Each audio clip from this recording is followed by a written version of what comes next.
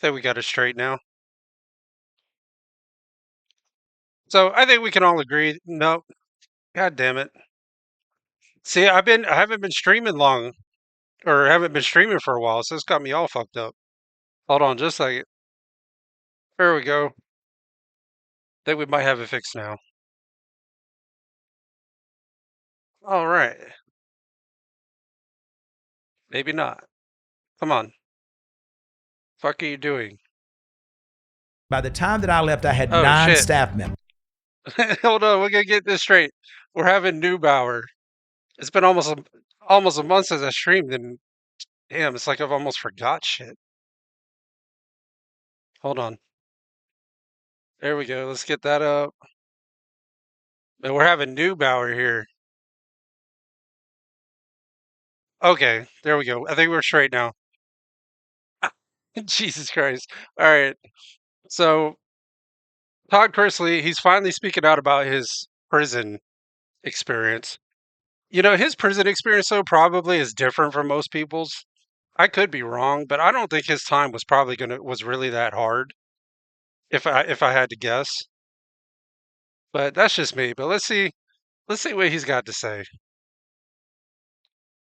That were being paid to bring my food in. They hid my cell phones. How would you have described yourself? And let me just say, I understand he has a wife and everything, but he seems like he's closet gay. Like he is closet gay. He has to be. He just acts that way. I mean, I know he's got a wife, but damn. So I have a friend who is a girl, and some guy did her dirty. So I took his phone number and gave it to a bunch of trans women. Dude, Tyler, that's damn, dude. That's it's fucked up. In your teenage years, young Todd? Hot, hung, and hungry. Tell us about the day you find out that Hot, hung, and hungry. Oh shit. there could be a potential investigation into you. I am very opinionated. I say what's on my mind. How did you feel when you got sentenced to prison? My experience is way different than yours and way different than so many other people. What was your favorite meal in there to eat? We had the worst warden. This ratchet ass. In this episode, This ratchet ass. Well, I'm trying to get with the girl. Tyler, I think you'd get with any girl. I think you would get with just about any female. Just don't do animals, man. Don't fuck around with animals.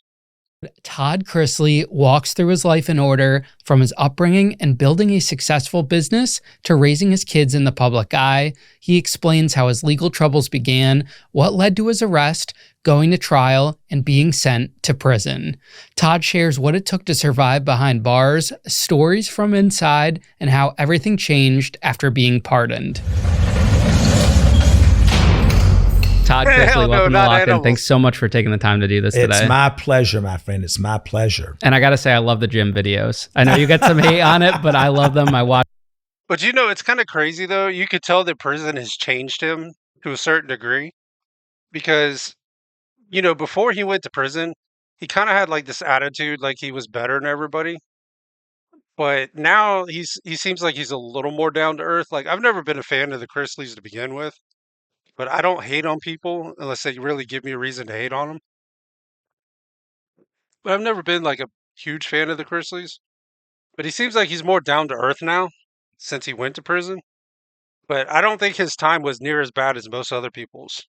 Because I'm sure he still had money to get shit done while he was in prison. Christy don't know who the Chrisleys are? What? I thought everybody knew who the Chrisleys were. Oh no. Christy, where you been? He got all the D he wanted. Yeah, he probably did. But I mean, he has a wife, but he acts gay, he sounds gay. Everything about him is just I live under a rock. Jeez. That's crazy. I thought everybody knew who the Chrisleys were. Yeah, Trump just pardoned him. They got okay, so I'll do a quick history. So they got arrested. Him and his wife got arrested for money laundering, like and lying to the banks. Like They borrowed like millions and millions of dollars, but I think they ended up paying it back, but they still went to prison. He got a 12-year sentence, and his wife got I think she got like a 6 or 8 year sentence, but Trump pardoned both of them. Yeah, he just recently pardoned them, so they only did like I think like 2 years max. Some religiously. You know, the gym video started out as, Chase. You've done an interview with Chase. Yep. When I came home, Chase was not in his best position in life and was drinking way too much, had lost so much weight. And he and I had a come to Jesus meeting that this is not acceptable. We're not doing this. The party's over. And so we started working out. And it was really just to show him so that he could see the change that was happening with him. And then Savannah, who gets so salty if I do anything. Yeah, Tyler, I know you would like Savannah. I know you would like his daughter. She's a blonde, blue eyes. Yeah, I knew you would like his daughter. I'm not gonna lie, I was like his daughter, but she's probably too young. She's a little too young for me, dude. They all do. All of my kids get so salty if I went to lunch with this one on Monday. Well, I wanted to go on Monday. Then let's all go together. No, never mind. You've already made your decision today. That's the shit that they give me. And so with the videos, Savannah literally tries to out us as if I need to be outed, tries to out shit. us about and shame us for the videos. And then she sends me this thing that was on Instagram and it said that if you post workout videos more than this number, there is some psychological issues. What? And so after that, I'm like, I'm going to show her psychological issues. We're posting a damn video every day going forward. So That sounds like something I would do, man. So I'd be posting like 3 videos a day. Be like, we're just gonna ramp this shit up. videos have gotten it's gotten great reviews from so many people and so many companies reaching out for endorsements and things like that. I've got so much creatine in my house now from people sending me stuff that I'm not even taking. But I enjoy that time with him. Okay, so Kersey, being that you don't know who he is, does he not seem like he would be a little fruity to you? Like, does he not seem a little gay? You wouldn't think he would have a wife and kids. His daughter is younger than me. Yeah, he's fruity. That's why I don't know. I know he's got a wife and kids, but It is a bonding time that he and I get to have as a father and a son. Chase has one of the most amazing personalities and he's funny. Chase is my most gifted child on television. He has that. Those are his moments when the cameras are on. And to be able to see him. I'm kind of curious, did they ever get their show back after they got out of prison? Does anybody know that? Because they had the show The Chrisleys, they lost it obviously when they went to prison. Did they ever get their show back? Coming back to where he was is a blessing as a parent. And speaking of Chase, these are his seltzers right here too. And you're a part of this too, right? I am. They're so good. It's really Chase and his two partners. And they came to me and asked for some advice. Hey Tyler, I'll let you know that just so you know, his daughter is like my cousin. Not really, but just for you, Tyler. I figure that might make you feel better. Is all they ask for. They already had done everything, so I didn't have a part in the development of the product. That all belongs to Chase and Jonathan and Jonathan.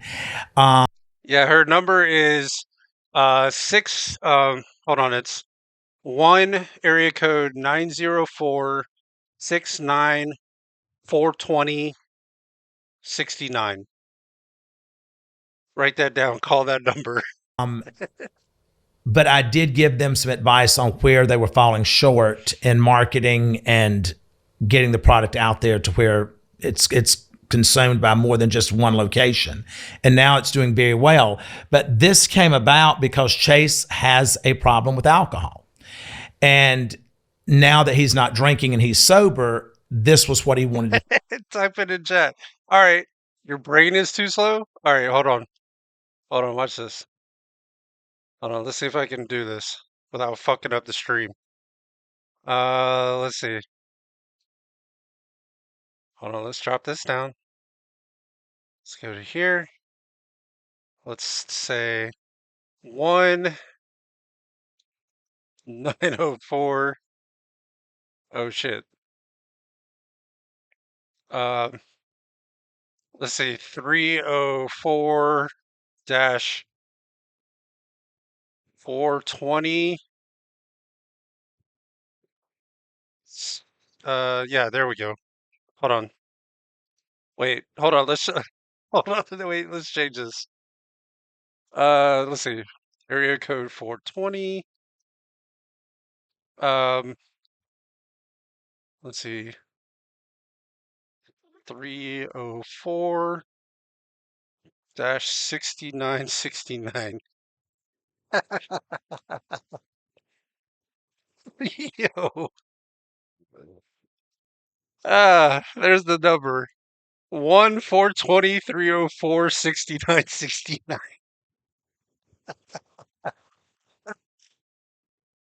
Ah.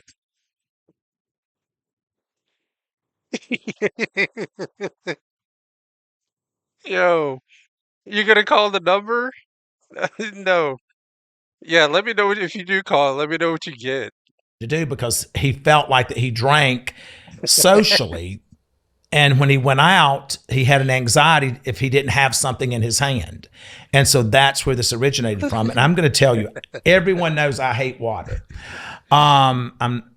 I grew up, my mother would take us for pizza if I did well on my spelling bee, and she'd always make us order water. And I always felt like that was poor. And so I did not want to be poor. What the fuck? What is he talking about? Are we all poor because we want to drink water? We're poor? That's what I'm drinking right now. I'm drinking water. Holy shit, we're all poor. We're drinking water.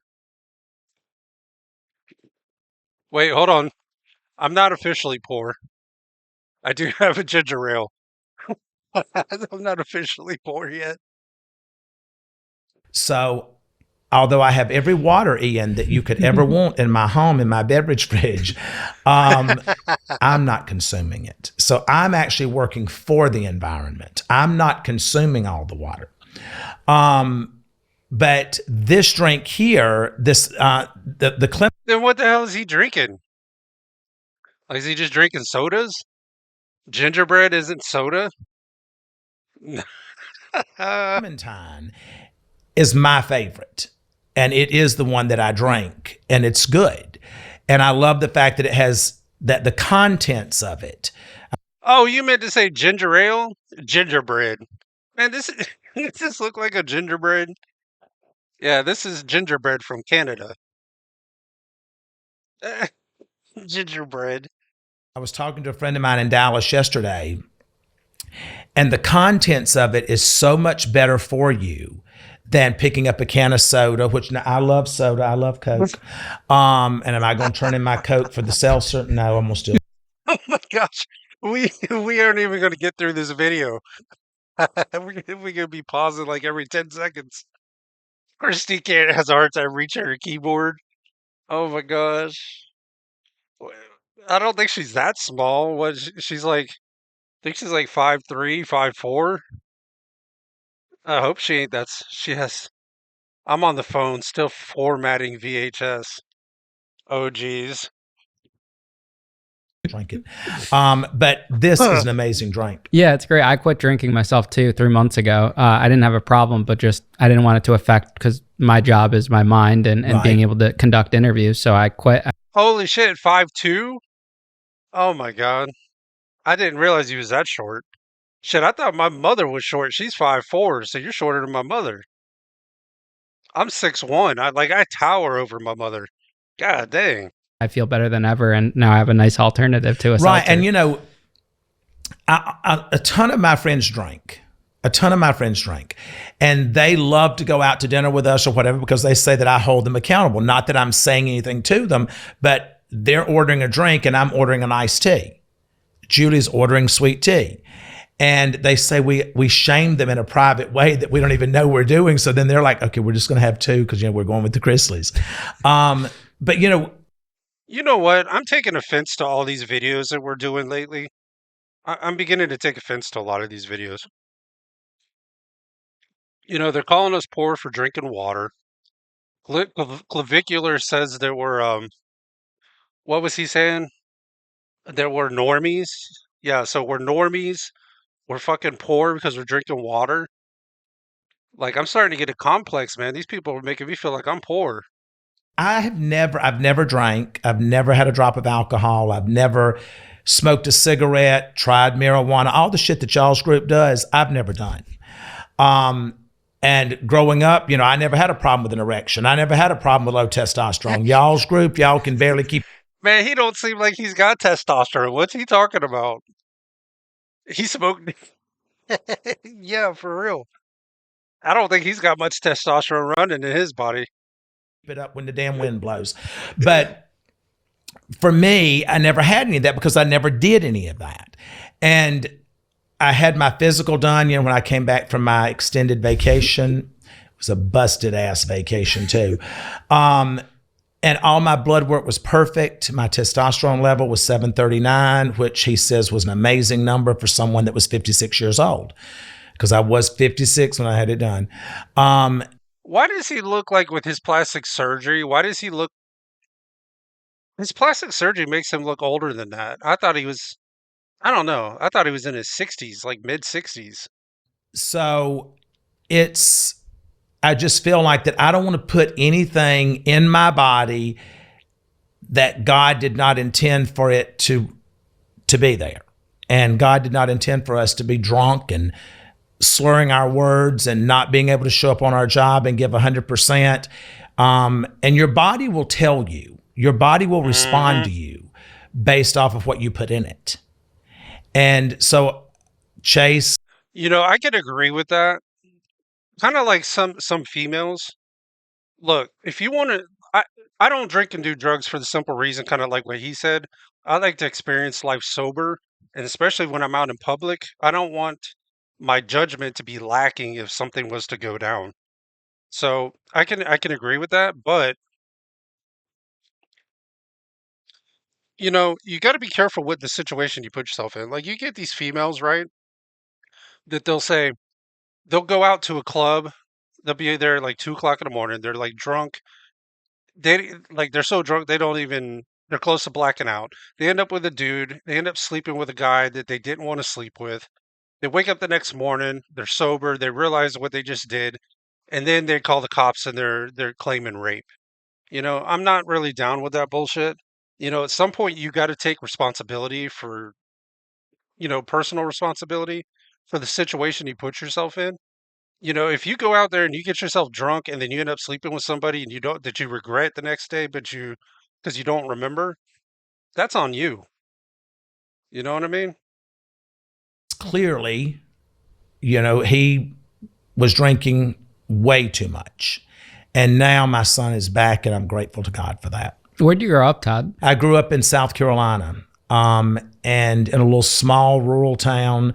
I think there was 1,700 people in the town that I grew up in. 300 people in my graduating class. Were you Yeah. raised by both parents, or? Both parents, both my mom and dad. My parents worked in a textile factory their entire life. They worked 12 and 14 hours a day. My brother is 14 months younger than me. And then my mother adopted her brother's daughter when she was 3 years old.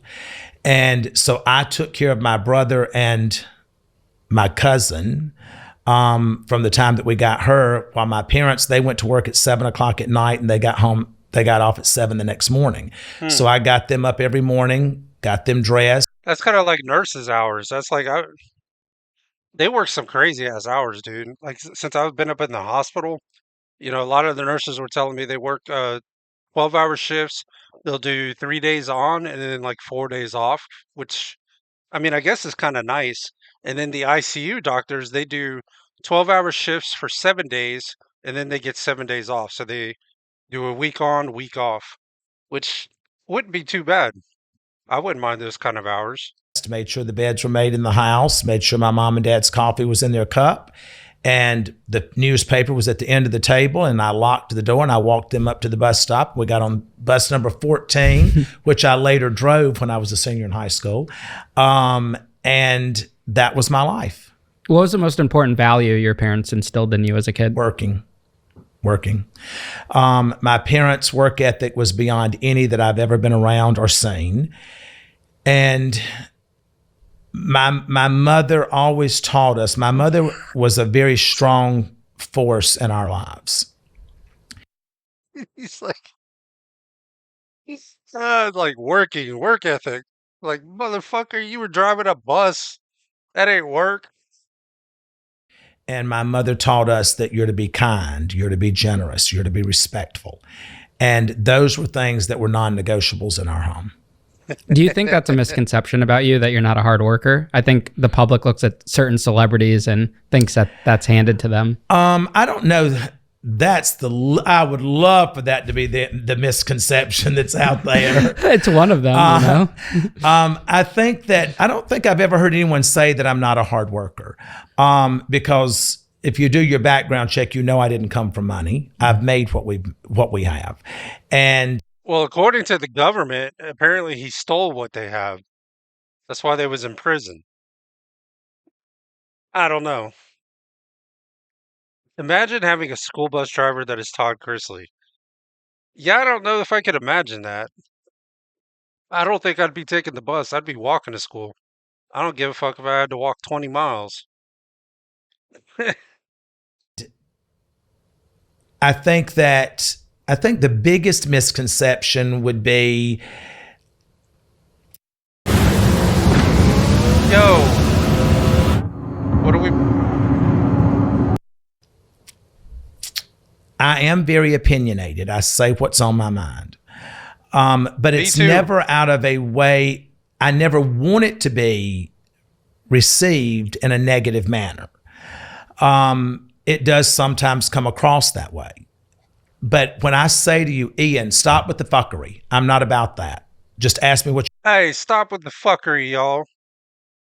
Stop with the fuckery. you want to ask me. That's not me saying to you that you're doing something wrong. That's just me saying, come on, let's speed it up. Let's get this done.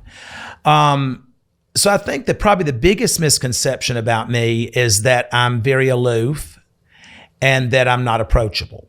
I think that's probably the biggest misconception. How would you have described yourself in your teenage years, young Todd? Hot, hung, and hungry. Did you just say hung? Yeah. Does that mean what I think it means? Yeah. It's like, yeah, are you retarded, dude? If he's saying hung, man, he can't beat me though. I'm like 22 inches, man. I got like a yardstick. So fuck this dude. I beat this guy. The fuck? Yeah, it does. I see why you got the reputation from Chase that you do. It's interesting talking to Chase and then talking to you, because that same value of instilling hard work is exactly how he described you. And his earliest memory of you is when he was a kid. You know, my kids grew up knowing that I worked every day, and they knew that their mother was going to, we kept them in a routine. I like how he paused. He said, and their mother, and then he paused. And I was thinking in my mind, I was like, yeah, her mother was on her knees every day. So she was working doing that. Wait, what is his son talking about Todd's size? And their routine was that they went to school every morning. Julie got them up at 6:30. She had their breakfast ready. They put their uniforms on. She made sure they were all dressed and good to go out the door. She got them in the car, took them to school. She came home. She put her dinner on for that night. And although we did have domestic help, Julie handled our children. Our children have never been babysat by anyone other than my mom and dad or her parents. So we've never had a nanny. Hey, who wants to join me in standing in traffic to see if we can make them stop? Or we could just stay here. I don't know. Let's go. Come on. I'm ready. I'm gonna go stand outside. I'll be right back, guys. No, I'm just kidding. We've never had a babysitter. Our kids were always with us. So my kids grew up knowing that there was going to be a hard work ethic. And even though we had full staff in our home, the house was 30,000 square feet. My kids had to clean their room. They had to bring their laundry to their laundry room, and they had to stand there while Lydia was doing that laundry and fold it and learn to put it away and learn how to do their laundry. So my kids they can run their own homes even if they didn't have help. What was your career Yeah. aspiration? Yeah, I'm not gonna go stand in the road either because here in Florida, if you stand in the road, they can legally run your ass over and they won't charge the person. So yeah, I'm not gonna go stand in the road here. As a teenager, while you're in high school, what were you thinking of getting into? I just knew as a teenager that where I was not where I belonged. As a teenager, where he knew that's not where he belonged. Uh, is he talking about that he was gay and realized that he wasn't straight? Maybe. And I think that is so reminiscent of so many young kids in the world today and where they grow up. Not everyone feels like that just because they grew up there, that's where they belong. And I never felt like I belonged there. I had great friends in school. That's like me. I grew up with a bunch of turtles, and I knew that I didn't belong there. They were just so much different than me. They had shells, I didn't. They could snap their heads out of their shells. I couldn't do it. You know, and I just didn't belong there anymore, guys. I knew I didn't belong with the turtles. I'm still friends with everyone that I went to school with. I was talking to one when I pulled up here today. Those are my real friends. The people that I went to school with, that we rode the bus with, that we, went to school dances with and football games. And we all had about the same thing in that little town that we grew up in. I didn't have a lot of pressure on me to, like a lot of kids today, you got to have this shoe or whatever. We all it was Reeboks, and Hey, Reeboks. Yeah, man. Whatever happened to Reeboks? Hey, do y'all remember Reeboks? The ones that had the little pump things. Like that was a big thing. Like had the air pumps, so you could pump had like a little ball on the top there. Y'all remember those? You were around Franklin and his turtle family. Nah, man. I grew up with the Ninja Turtles, man. Splinter was my dad. But I had to leave though, because like Raphael kept punching me and beat the shit out of me. I couldn't take it no more, man. so I think that my dream was just I had to get out of there. I grew up watching shows, which you will probably not even know any of them, but I grew up watching shows like Dynasty and Dallas and Falcon Crest and Knots Landing, and those shows became aspirational to me. It was my escape from where I was there to a life that I wanted to be a part of that was on television. So television was a great escape for me back then. Did I ever think that I was going to be on television? Nah, I bet you, Tyler, I bet you don't even remember. Do you even know what Converses are? You probably never had any Converses. I think that there were moments in my life to where I felt like I was Brad Pitt before Brad Pitt knew he was Brad Pitt. But Dude, the level of ego in that statement right there. I was Brad Pitt before Brad Pitt knew that he was Brad Pitt. Dude, the level of ego in that statement is insane.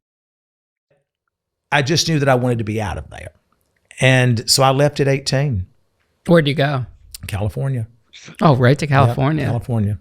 To go right into the film industry? Or When I left, my parents had gone on a cruise. And back then, when you'd get your credit card statement, it just had your credit card statement, your credit card number on the top of the statement.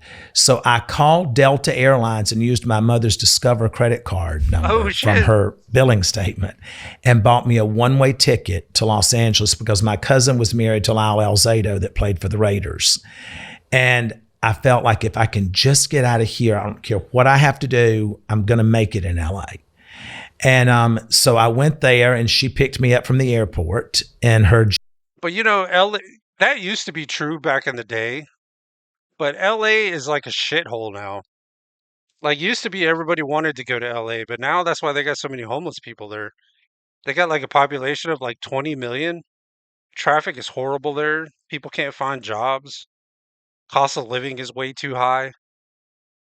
I looked like a Wile E. Splattered against the wall. I hate that emote. What's wrong with that emote?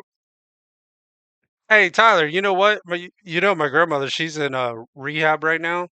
You know, there's some older ladies there that are probably in their 70s, 80s. I'll try to see if I can get you hooked up, you know? But I gotta get you one that's like kind of pimping out, that maybe has like two canes that she's walking with. Like one cane ain't gonna be enough. Like she's gonna need two canes. Yeah, man. Maybe I can hook you up. Jag, and she had a phone that was hooked into the car that you had a cord on it. I'd never seen anything like that except on Dynasty. And I remember getting off that plane and feeling like the whole world had been lifted off my shoulders. Not that I had a bad childhood, but I had kept so much stress in my life as a child. And it felt like I could breathe for the first time. And when I got in the car, She's gonna need a wheelchair after I'm done with her. Oh my god. Jesus Christ, dude. Man, when I go to see my grandmother in rehab later on, I'm not even gonna be, I'm gonna be walking down the hallways just fucking laughing.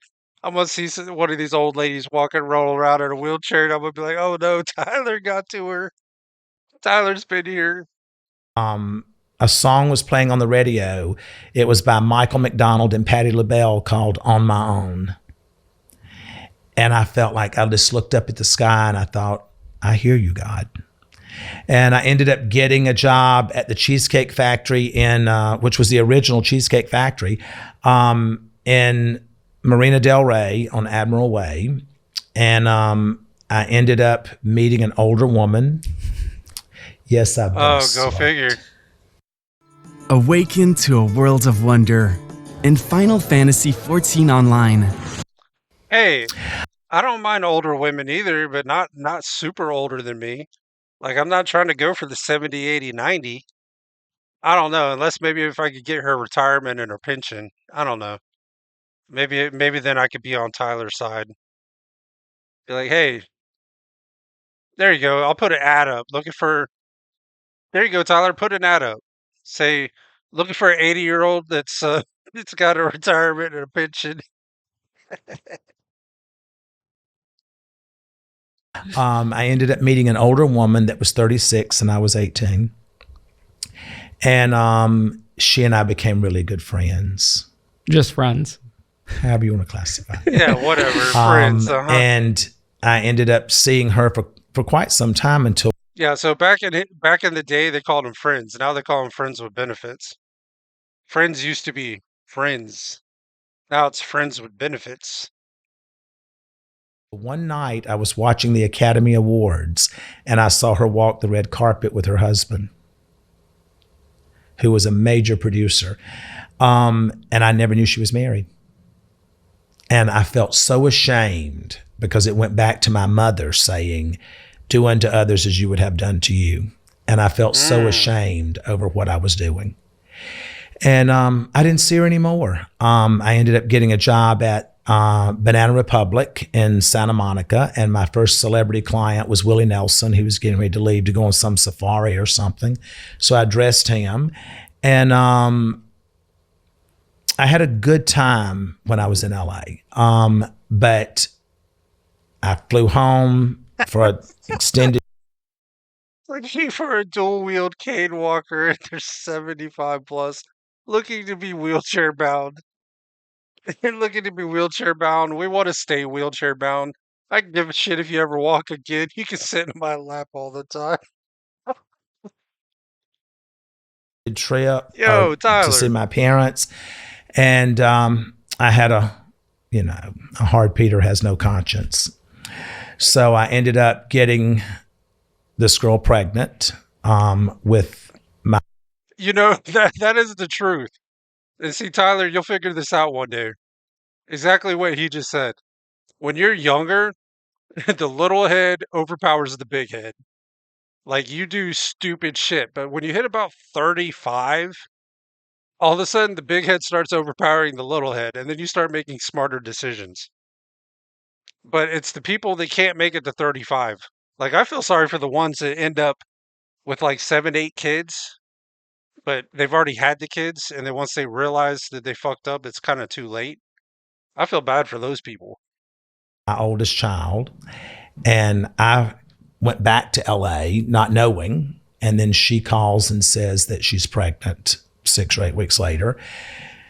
And I ended up coming home because my mother shamed me to death and basically said, you will marry her or we will cut off any support that we give you. So I married her, had my first child. Then 14 months later, had my second child. As I said, a hard Peter has no conscience. If it's laying there, you're going to do it. And I did it. And I have my 2 oldest children from that marriage, which was true. I don't consider that a marriage. The only marriage I've ever considered being in is to my wife, Julie. We've been together for 30 years. The first one wasn't even a test trial. It was just a nightmare. And I divorced her and then met Julie, I think it was about a year or so later. Where were you at with your career and success in life when you met Julie? When I met Julie, I'd gone through that divorce and I had nothing because my divorce had cost me $800,000. And that was in 19. Holy shit. That's why I don't get married, y'all. That's why I've never been married. Holy shit. You know, the amount of dudes that I know that have gotten wrecked from divorce is just fucking insane. Like, I don't even understand how that shit works. Like, how can somebody come in and just take half your shit that you worked for? It don't make much sense to me. $800,000. His divorce cost him $800,000. Damn. That would have been in 1994. I wasn't even born yet. Oh, eat ass, Ian.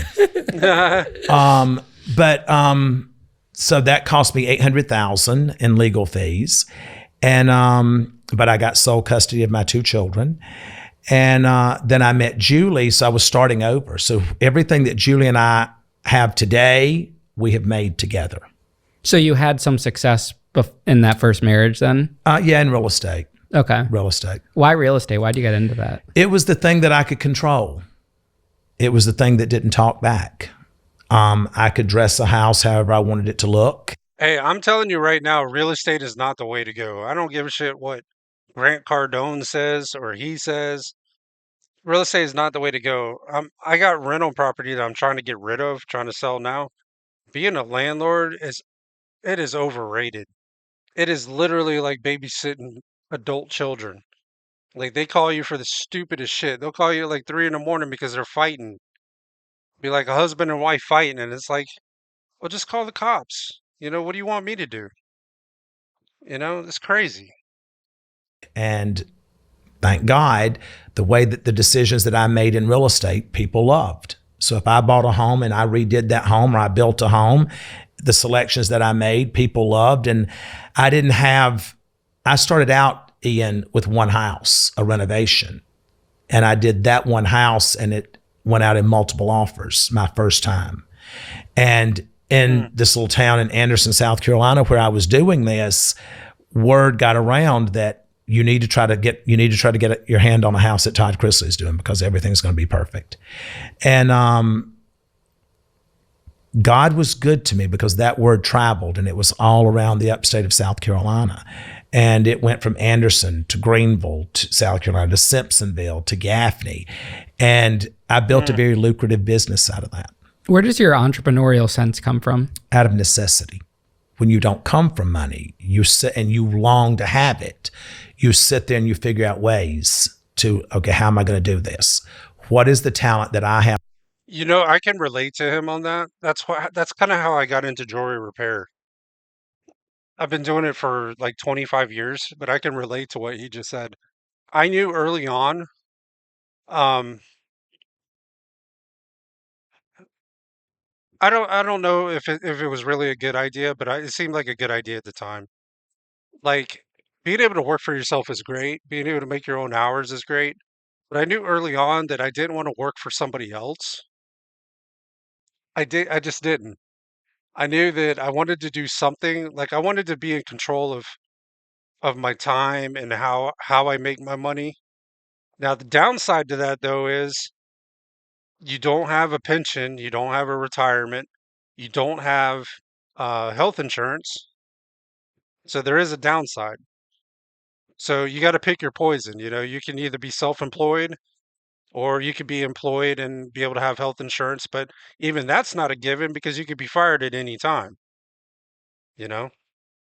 So I mean, they say entrepreneurship is great, which I mean it is to a degree, but both of them being either working for an employer or being self-employed, they both have their cons.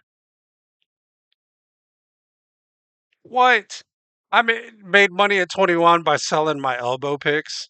Yeah, okay. Right. Sure. Yeah, I made money. Well, fuck that, dude. I made money when I was like 2 years old. I got you beat. I made money as soon as I popped out of my mother's womb, dude, for having the smallest PP anybody ever seen. The fuck, Tyler? Come on, man. That God has given me that I need to nurture and feed in order for it to be able to generate an income for me and my family. You want to eat better, but you have zero time and zero energy to make it happen? For me, there was a point where I realized I wasn't failing at eating healthy. Hold on, let's skip through this bullshit.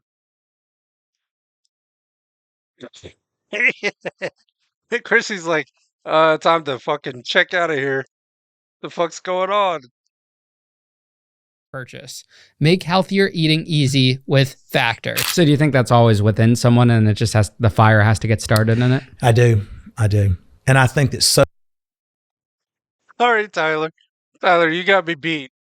You got me beat. So basically, what was he doing? Like, was he like hustling the other sperm? Be like, hey, dog, I give you $100. You let me go out first.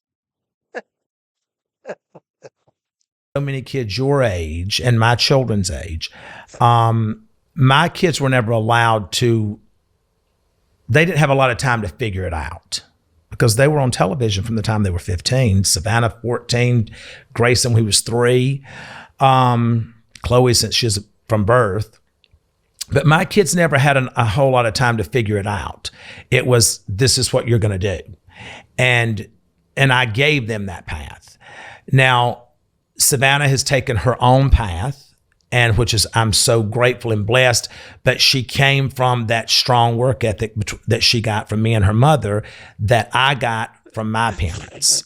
And she's been raised, all of my kids have been raised around my mother every day of their life. And Dude, he was in a man. I feel sorry for your dad, man. Your dad's balls ought to be fucking wrecked if he even has any left. Dude, talk about slicing and dicing your dad's nuts. my mother is 81 years old, and she still goes wherever she wants to go. She drives herself to the casino. The guy that we had to drive her, she pissed him off because she would leave and not tell him where she was going. And, you know, I've got to run up here to the store, and she'd leave and go to Biloxi, Mississippi and drive herself. So it's I think that it comes down to your work ethic. It comes down to, and you got to be hungry. You've got to be hungry. And I say that that is probably the worst thing that Julie and I have done for our children as a disservice for parents, is that we took away a lot of the hunger of our children because we gave them That's very true. That is 100% true. If you grow up in a family and they cater to you and you really didn't have to struggle, like you always kind of always got what you wanted, you're you don't really have the drive to go work. Now, somebody that like grew up in a poor family, like they wasn't able to get the PS5 they wanted when they were a kid. They didn't get to, they didn't get the toys that they wanted. They tend to have more of a drive to get shit done. Like, hey, I know it takes money to get shit, but those that were like spoiled, they usually don't have quite the drive. Everything that we wanted but did not have growing up. And I don't think that that's a good thing. Would you have done it differently Yeah. looking back on it? I would. I would have had my children get jobs when they were 15 years old, a part-time job, and I would have matched what they made to go towards a car. I wouldn't have just handed them a Range Rover at 15. I think that those are the mistakes that I have made. You think it's hard as a parent to separate your current lifestyle from raising them that way? Well, I think that where we get in trouble as parents is that if you don't come into parenting a whole human being, then you're going to have some struggles. And a lot of parents don't come into parenting as being a whole adult, because I was still trying to feed this young Todd. I was now trying to be. Yeah, see, that's why you get these people that are like, that's why you get people that come from like poor families that become millionaires because they know what it's like not to have money. Now, if you got somebody that comes from like a middle class family where their family's pulling in like, we'll say 100 to 150K, and the kids usually get, kind of maybe not got everything, but they got most of everything they wanted. They usually don't have the drive. I like how Asmongold says it, nutball. Yeah, nutball. Crooked nut. Man, y'all fucking crazy, dude. Be the caretaker for young Todd, giving him everything that he always dreamed about. Well, then I started having children before I could ever feed the young Todd. So now I kind of put young Todd on hold because I had a child. So now I'm going to give everything to the child. And I think that when you give too much, you get very little in return. How does the TV show come about? I was with someone that Yeah, how did they get a TV show? Somebody put me on a TV show. I could do a TV show. Follow me around. Pay me like, I don't know what they pay them per episode, like 100K or something like that. Pay me 100K per episode. I used to used to say earball. Oh my gosh. This is wrong to say, Percy, but you you kind of be like the right height. Yeah, you kind of the right height. Unfortunately, I hate to say that. I hate to say that. Yeah. Yeah, I'm in a different kinds of episodes. New York Fashion Week, and she was there with me and the girls, and we laughed the whole week that we were there. And she messaged me and she said, I want to do, this was after Fashion Week, she said, I want to do a sizzle reel with you and your family. She said, I swear I think you guys are the next version of the Kardashians. What? And I said, well, we're from the South. And I says, and we don't put all of our dysfunction on the front porch for everybody to see. And she said, just please let me do a sizzle reel. It will only take like 3 days. And I said, 3 days for what? And so she starts telling me. And at that time, I still had a problem with saying no to people. If someone asked me for something, I would give it to you. Hey, I don't have a problem telling anybody no. I'll tell anybody no in a heartbeat. I don't have a problem telling anybody no, especially if it's something I don't want to do. I ended up doing the sizzle reel, not thinking anything about it because she had sold me on that she had to present something to the production company that she was with. At that time, she was with Oprah, with OWN Network. And if she didn't turn something in, she was going to lose her job. So here I am thinking I'm going to help this woman save her job. And 6 weeks later, I get a phone call and it was from this guy named Adam Greener, who was Maverick Television. And he introduced himself with her. And Adam says, can I fly to Atlanta to meet you? And I said, why? And he said, because we have presented our sizzle reel that we shot with you to 10 different networks. What the fuck is a sizzle reel? What is a sizzle reel, y'all? And we've got 10 offers. This is something that's never happened in my career. We've got something here that's magic. And I said, but we're not doing a show. And he said, I understand that's how you feel, but could I at least come and sit down with you? And I said, I'm actually flying to LA tomorrow. Because I had a client that I was doing their home out in Westlake Village.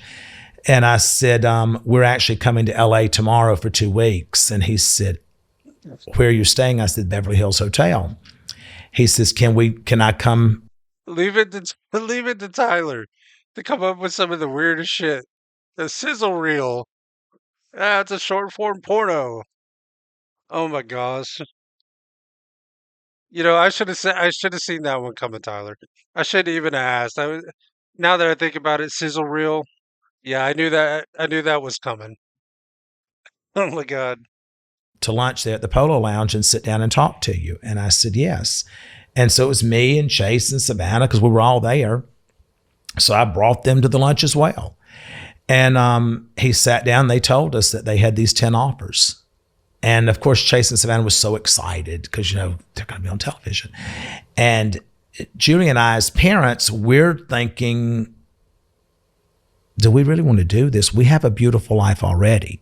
And there's really nothing, because when you start out in television, it probably sounds good to be like have a reality TV show, but I don't know if the money would have to be really good, because I don't know if I'd want somebody in my house following me around 24/7, like filming everything I do. not making what people think you're making. And so we were not sold on it, but when he said there's 10 networks have made an offer, I started thinking, well, then there's got to be something. There can't be 10 networks that are seeing this and thinking that it's something if there's not. So long story short, the show was, I ended up having a call with Bonnie Hammer, who was the head of all cable programming for NBC. And she ran all the cable networks for NBC, Lifetime, Oxygen, USA, Bravo, E, all of those. Yeah, to be Gangster versus the Midget, the Burge, and the Tyler one. A sizzle reel is a short, fast-paced promotional video, typically 1 to 2 minutes. It uses quick cuts, dynamic visuals.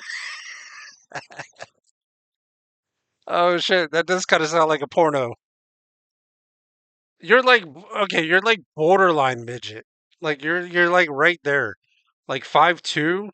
Like once you get under 5 foot, you're like midget status. You're like borderline. Okay, let's finish reading this. Let's see. So typically 1 to 2 minutes, it uses quick cuts, dynamic visuals, and music to create excitement and showcase the best moments. Let's see. Visuals, product band or project, acting as a highlight reel to grab attention quickly and generate interest for potential clients or investors. this, this shit does sound kind of dirty, dude. This shit sounds dirty. Quickly and generate interest for potential clients or investors. It's also called a demo reel, show reel, highlight reel, or pitch tape.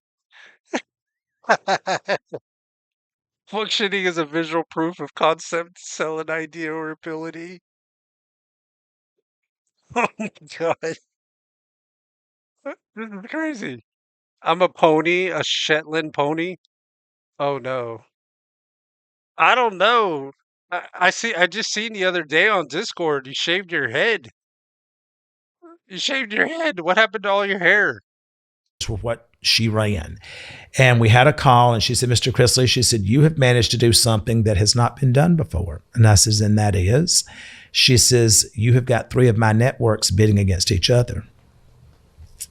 And I said, well, in my business, in selling real estate, we would love to see 3 offers. And she started laughing. She says, tell me where. Hey, there's nothing wrong with that, anyways. Yeah, shave it off. Lice in her household? Well, still, I'd still shave it off. That's less maintenance. That's what I do. I just shave my head, put a hat on. I ain't got to do my hair in the morning. I ain't got to fuck with it. Just throw a hat on, ready to go. Your youngest had lice. Are you sure it was lice? It could have been, I don't know, maybe sesame seeds? Maybe. You want to go? And I said, well, if I'm going to do this, I want to go to E. And she said, why do you want to go to E? I said, because Chris took a blowjob and turned it into $1 billion empire. And Chris took a blowjob and turned it into $1 billion empire. But we got it taken care of. We are lice free. All right. So the sesame seeds have been taken care of. That's good. so everyone laughed, and she said, but we don't think that you're E. We think you're USA. Oh, And I said, I don't watch USA. She says, well, you're one of few. She said, because you got 100 million eyeballs on USA. So if you will agree to go with us, because at that time, the Robertsons, Duck Dynasty was on A&E, and A&E was one of the bidders for our show. She said, if you will come to USA. yeah. He probably did give a BJ. I get to see him. I can see him swinging for the home team, Tyler. So yeah, he probably did it one time or another. I will do something that has never been done in television. She says, I will air the original episodes on USA. No, you didn't have lice. You had sesame seeds. Get it straight. They're just sesame seeds. That's all they are. No, it ain't crabs. It's sesame seeds. But I will then rerun those episodes on E and Bravo, and we will find out where you find your footing. Well, God was so good that we found our footing on all 3 networks. So, and even to this day, the show is still airing in reruns on E and Bravo in USA, and now we're on Peacock. And last week we were in the top 5 shows on Peacock in streaming. And those are just the reruns, not the new episodes that we're working on. Would you take back your decision today, knowing everything that comes after that decision? No, Tyler. If you keep messing with these old ladies, you're going to get the clavicular. Like crabs is going to be the least of your worries. You're going to get the clavicular disease. No, because I believe that everything that happens in our life, God knows that's going to happen. I believe, God says that he knew you before you were even conceived. So if God knew you before you were conceived, then God also knew what your life trajectory was going to be. And so to mess with that or to second guess that would make me feel like I'm second guessing God. So everything that we've gone through, good, bad, and indifferent, God. Hey, there we go. There we go. Now we can call Christy the almighty peanut head. Now that she shaved her head, the almighty peanut head. God knew it was going to happen, and God knew how we were going to come out. So no, I wouldn't change it. What do you think was the hardest part about putting yourself out there with your family over the course of the runs of it in the beginning? It wasn't really hard for us. We had a wonderful film crew that literally was with us for 12 seasons, basically. And we didn't have a lot of turnover. We were safe. They made sure we were safe and felt protected. We had a great crew. And at that time, Heather Olander, who was with USA Network, she was over our show, and she was very protective of the brand and very protective of the family. And, back when we started, in 2012, press was somewhat contained. Press they knew how far they could go with something. See, that's why I don't think I could ever be a celebrity, y'all. because I wouldn't want people following me around every time I went out in public trying to get pictures of me while I'm trying to eat somewhere or something, or trying to follow me to the restroom and shit. I don't know if I could deal with that, man. I'd probably end up in prison because I'd probably end up punching a couple of these camera guys. You're going to see me on one of those videos? See you on what videos? What videos you talking how far about? they could push a lie. Today, there is no professionalism in journalism. No. Today, it's all clickbait. It doesn't matter whether there's any truth to the story or not, as long as they can generate that click. And that's just not how we started out. So today, a family getting into reality television looks a lot different than what it. Dude, Tyler, if I see you on Ian Bick's podcast or his show, Locked In with Ian Bick, dude, I will be streaming that for sure. I'll be like, oh shit, there's Tyler. He done finally got a hold of one of them old ladies in the in the nursing home. Uh-oh. Looked like when we got into reality television. And the pay today is a lot different than when we got into it. You know, we were one of the highest paid shows on the air. I see these shows coming out today and what these people are making, and I'm like, oh, okay. We had a good deal.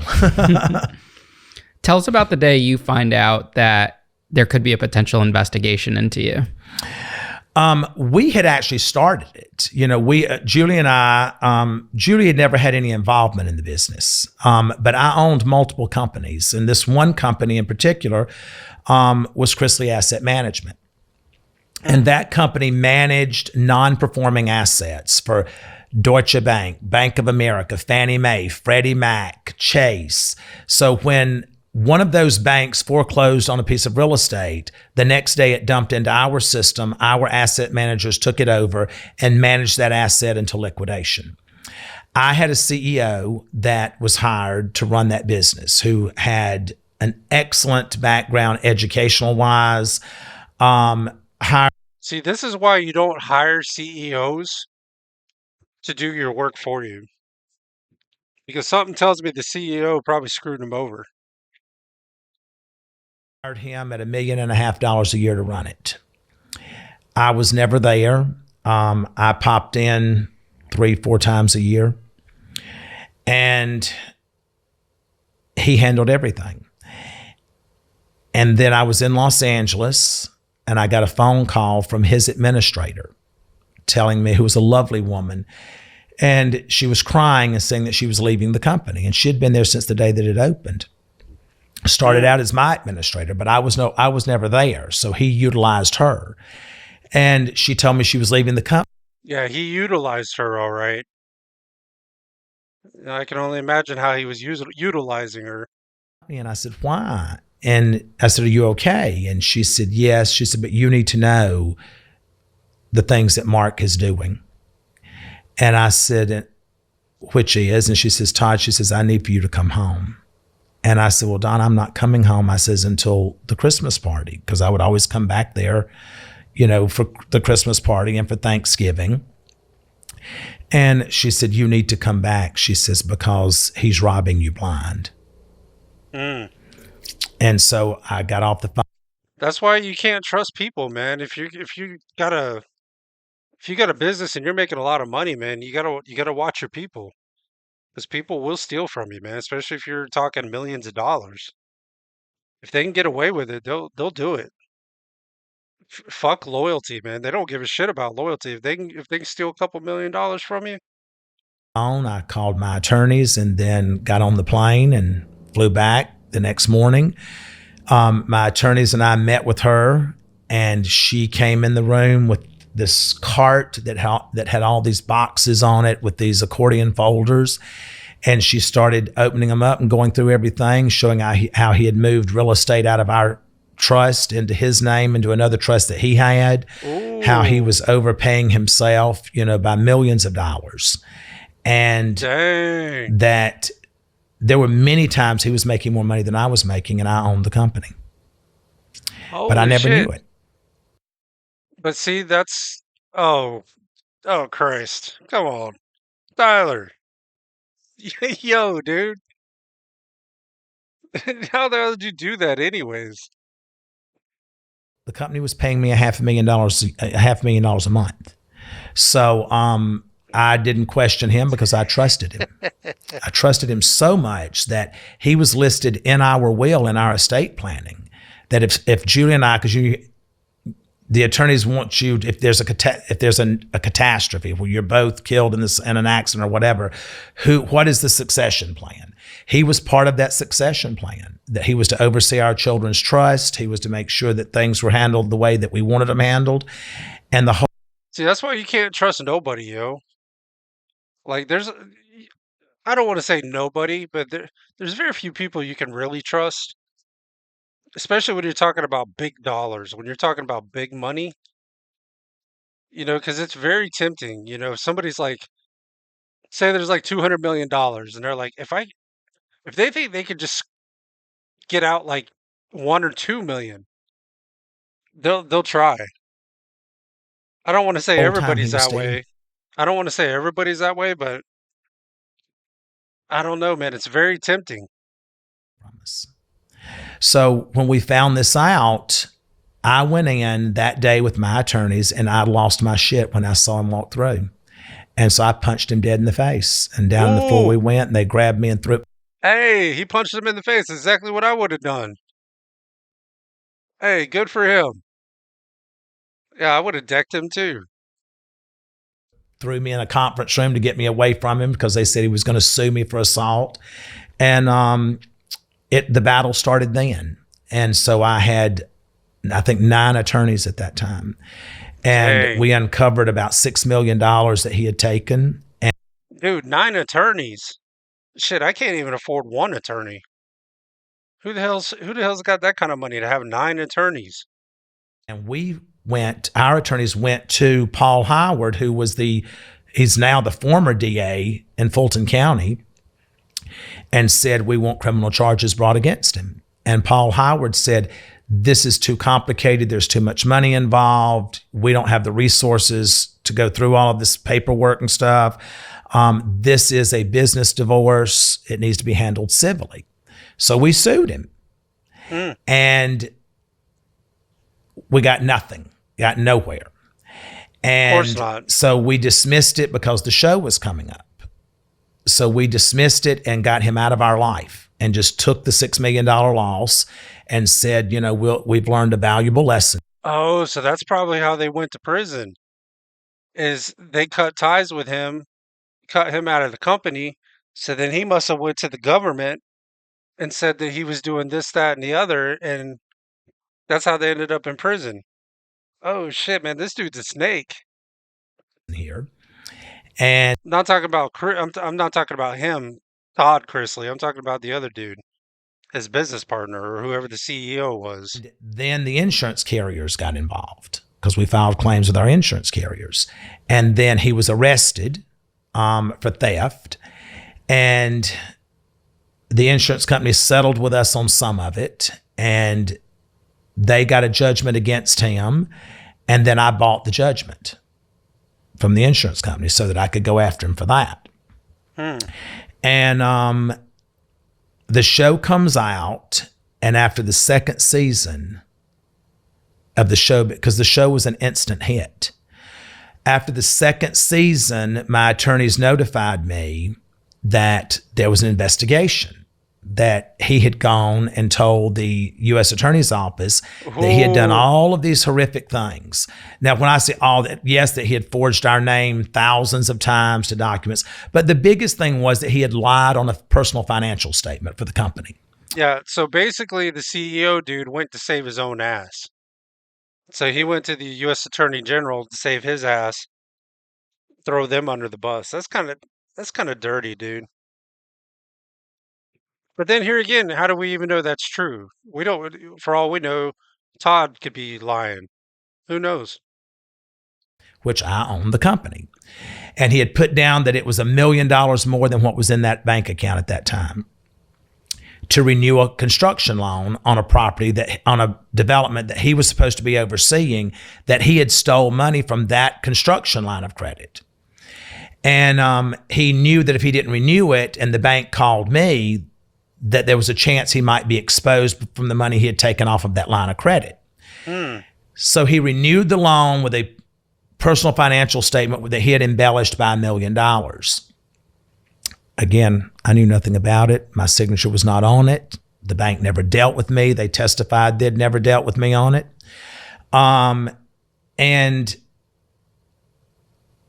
he knew that there was a potential that we were going to come after him criminally.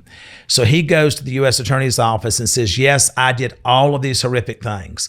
Yeah. See, that's what I'm saying, man. You really don't have friends. You might think you got friends, but when shit hits the fan, if they think they're going to get arrested or they're going to go to prison and they're facing like some serious time, like 5, 10 years, there ain't no loyalty, man. Everybody's going to start flipping. But Mr. Chrisley knew I was doing them. Now, Ian, I want you to think about that. If you know someone's forging your name and obligating you to millions of dollars, are you going to sit by and let them do it? No. Okay. So that just defies logic. So the first round of investigators looked at it with the U.S. Attorney's Office. This is before television, and said there is no case here. That there's no proof that Mr. Chrisley knew any of this. What we do know is that Mark Braddock has embezzled $6 million from this family. We can't go to court with him as a witness. It's got no credibility. Case closed. Done. 2014. 2000 and I think it was 17 or 18, our attorneys call us again and say, you're being looked at for tax evasion. Oh, And I shit. said, huh? And he said, the Northern District of Georgia is looking at you for tax evasion. Well, who pays taxes? Are you supposed to pay taxes, guys? Are you supposed to pay taxes? I didn't know that was a thing. That's news to me. I'm just kidding. I'm just kidding. No, yeah. If I didn't pay taxes, I'd be in prison probably. Which is kind of stupid. You know, they're not supposed to be able to arrest you or put you in prison for like bills or for like debt, but they'll throw you in prison for that. That's kind of weird. And child support. Like we won't send you to prison for not being able to pay your light bills and your mortgage, but don't pay your child support, don't pay your taxes. You go to prison. You're exempt because you have 50 you got 50 kids? Are they all midgets?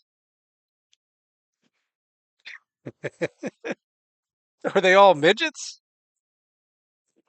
Or maybe they're sesame seeds? And they're working with the Georgia Department of Revenue. And I said, well, we don't do any of that. I said, that's all handled through accountants. And so we gave them the accountant's name and number. Our attorneys got on the phone with them, and he was like, what are you talking about? I filed all their returns the way they're supposed to be filed, et cetera, et cetera. We never worried about it, Ian, because we knew there was no truth to it. And that this was just someone that was trying to make a name for themselves, because that's what our attorneys told us. Then I guess it was maybe 6 or 8 weeks after that call. But see, here's the thing though. If the government wants to get you, they'll get you. Whether you could be right and they'll find a way to put you in prison. That's why they always say if you get a federal case, you're better off just taking a plea deal than to fight the government at a trial because the government's going to win like 99% of the time. We get a phone call from our accountants in Georgia saying something is going on. The FBI just came to our office.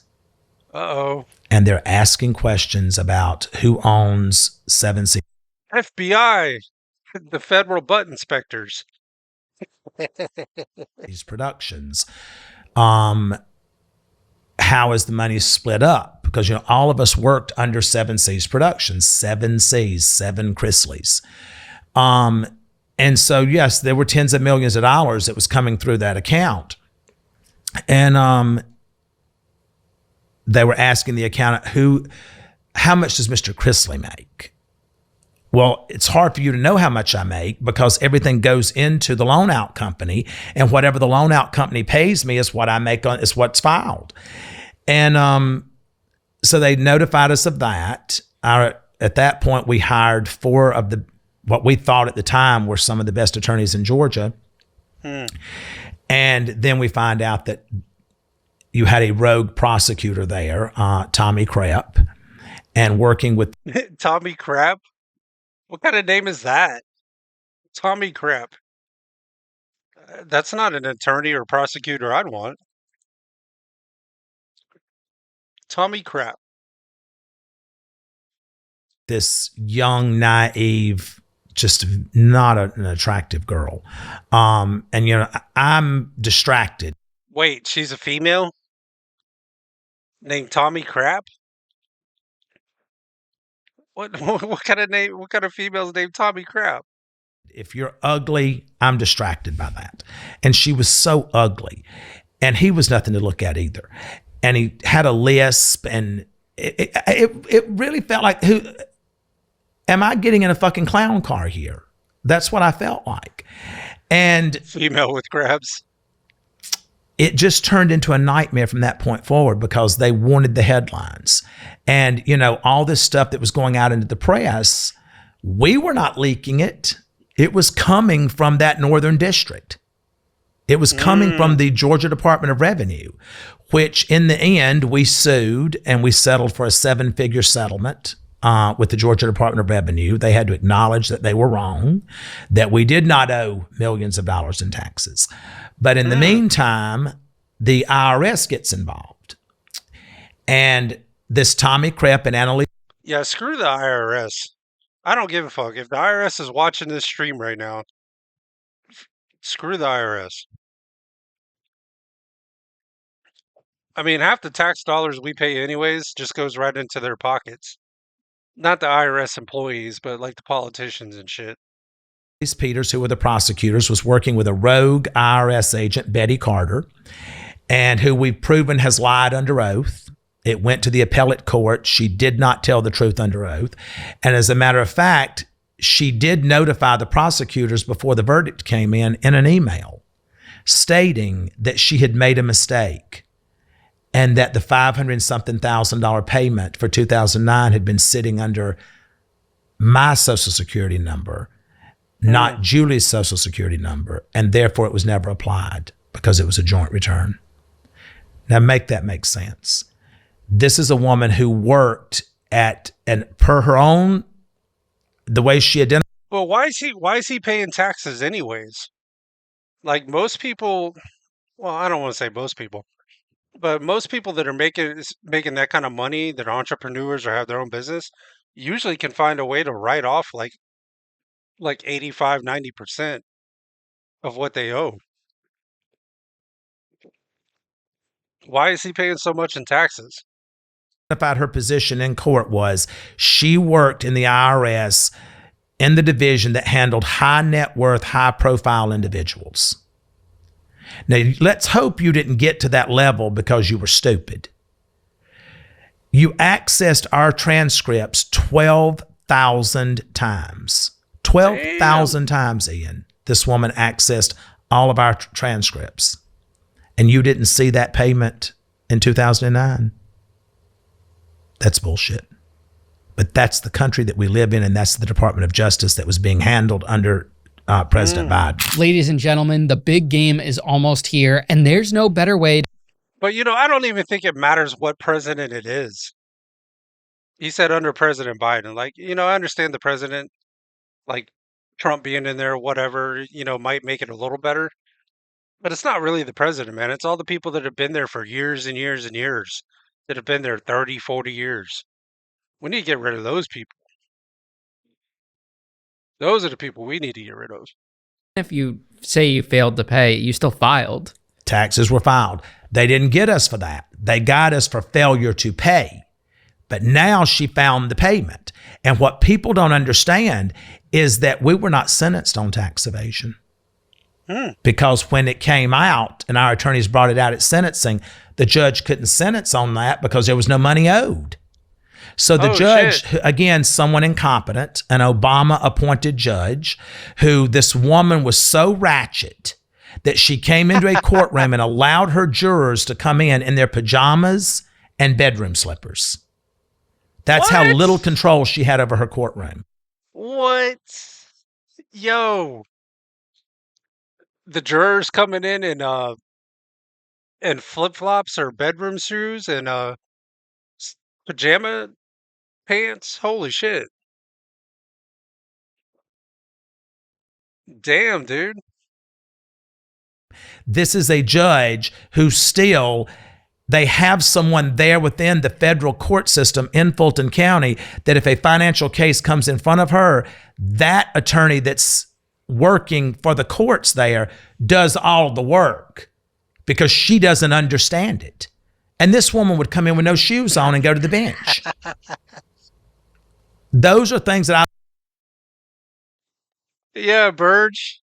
Yeah, was it held in Walmart? Yeah, like holy shit. Where what? Yeah, I want to know where was this held at? It must have been a Walmart. look at and say, this is not professional. What are you doing here? You had a prosecutor to say at the very beginning of our trial that when I'm finished with my opening argument, I will have presented to you the Southern version of the Trumps. What? It should have been thrown. The Southern version of the Trumps. What? I don't know if that should be like a compliment or you should take offense to that. Out then because now you have literally biased us in front of this jury, which is the largest Democratic county in the state of Georgia. And you're saying that, you're making that as an analogy. You go in here and you say, these people are on private planes. These people fly from Nashville to LA to have their hair done. Their children are living in Wait a minute. Who the hell is flying from Nashville to LA to get their hair done? That's an expensive ass haircut. multi-million-dollar mansions. They're doing this. It was all to literally make the jury so nauseated by the wealth and the way that we lived to make them hate you. That's the way it was. And that was not even true. We had a home in LA. We got our hair cut and whatever we were doing to it at the time whenever we were in LA. It wasn't like we were getting on a plane and flying there to have our hair cut. We were already there.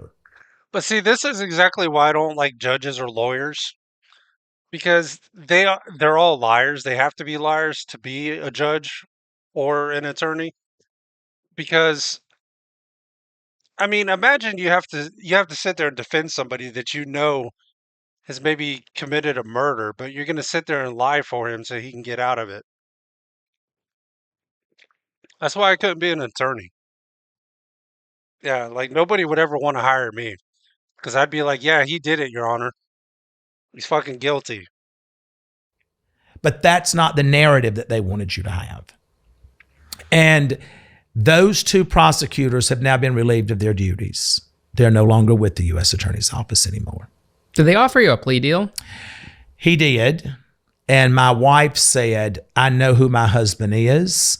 And now keep in mind, they were never prosecuting her until she spoke up and said that my husband's not taking a deal for something he didn't do.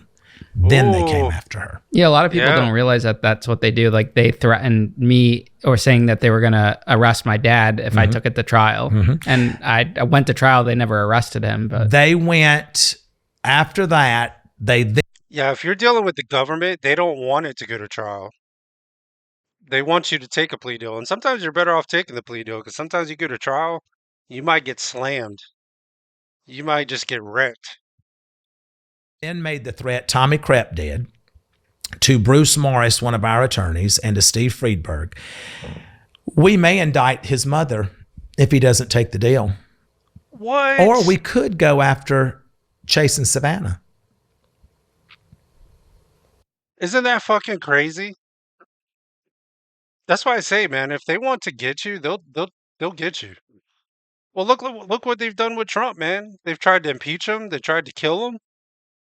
I mean, it's just fucking crazy. And our attorney said, take your best shot.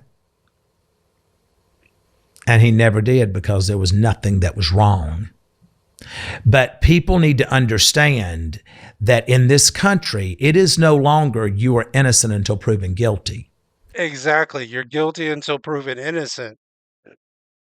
Yeah, you are guilty. That's why a lot of guys take offense when somebody calls them like a child molester or a pedo, especially if they're really not one, because that shit will stick. Dudes take a lot of offense to that. And people think that the government is there to protect us. No, the government ain't there to protect us. The government's there to, the only thing they care about is you paying taxes, and that's it. That's the only thing they care about.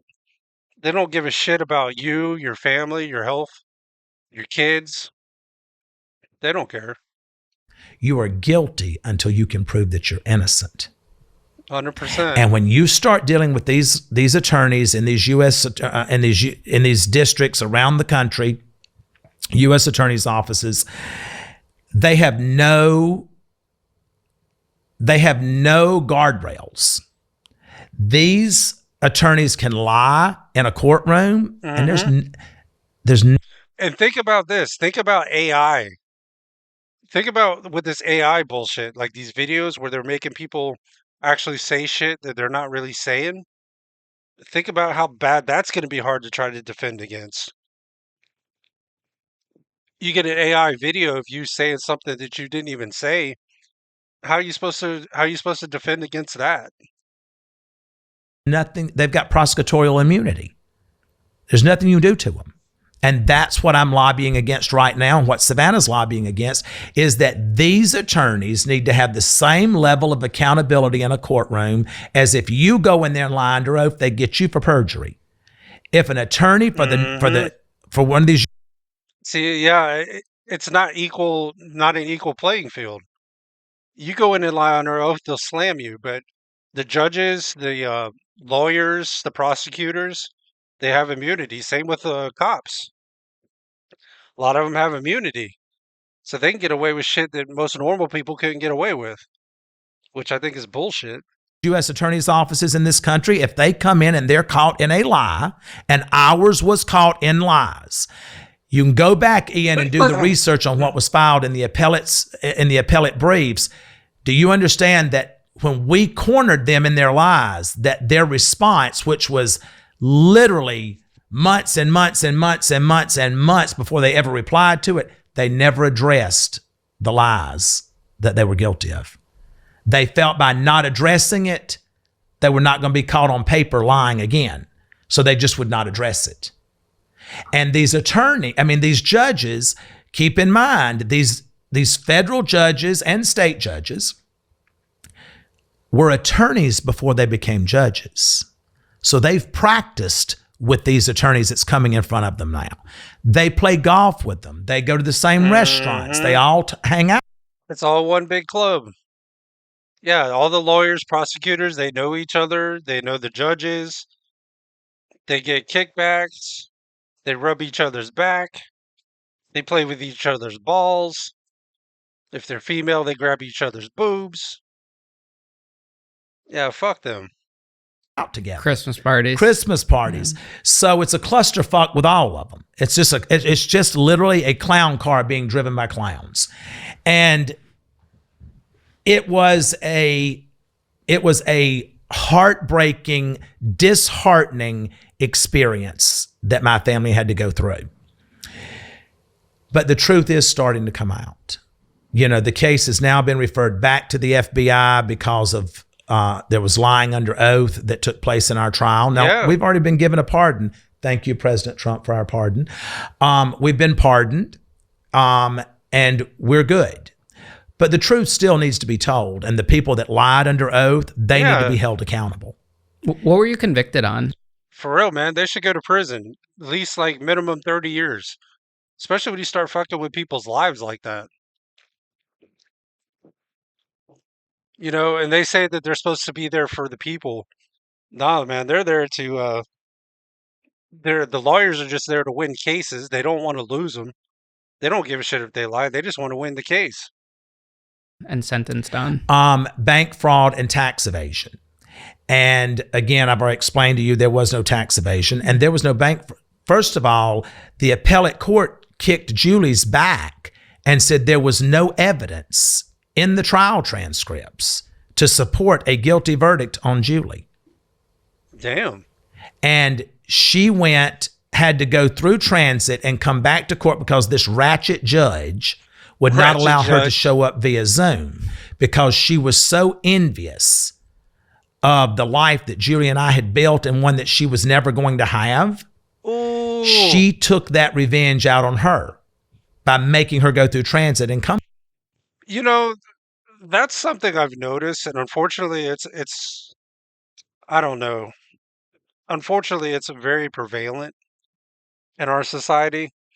A lot of people want you to succeed, but they don't want you to succeed past them. Like, there's people that will envy somebody that's doing way better than they are, and then they try to just tear them down. I don't understand that. Why would you want to do that? There. And to sentence her with the same thing, but more, gave her more time after the appellate court had said there's nothing to prove that she's done anything. Well, when she made that grave error of giving her more time, the appellate court could take the case from her then because that was retaliation. The reason that we didn't have to go through the appellate process is because we got our pardon right after she did that. So see, that stops everything.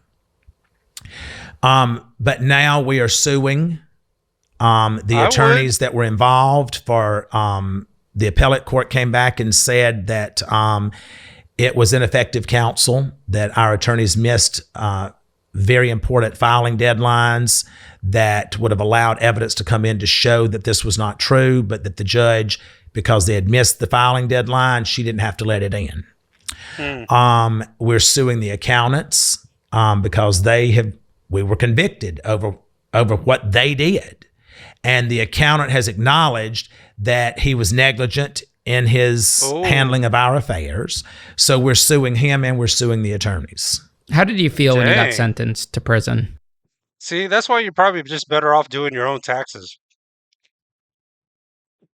Even if you got a business, better off just filing yourself, man, because the accountants can fuck you up too.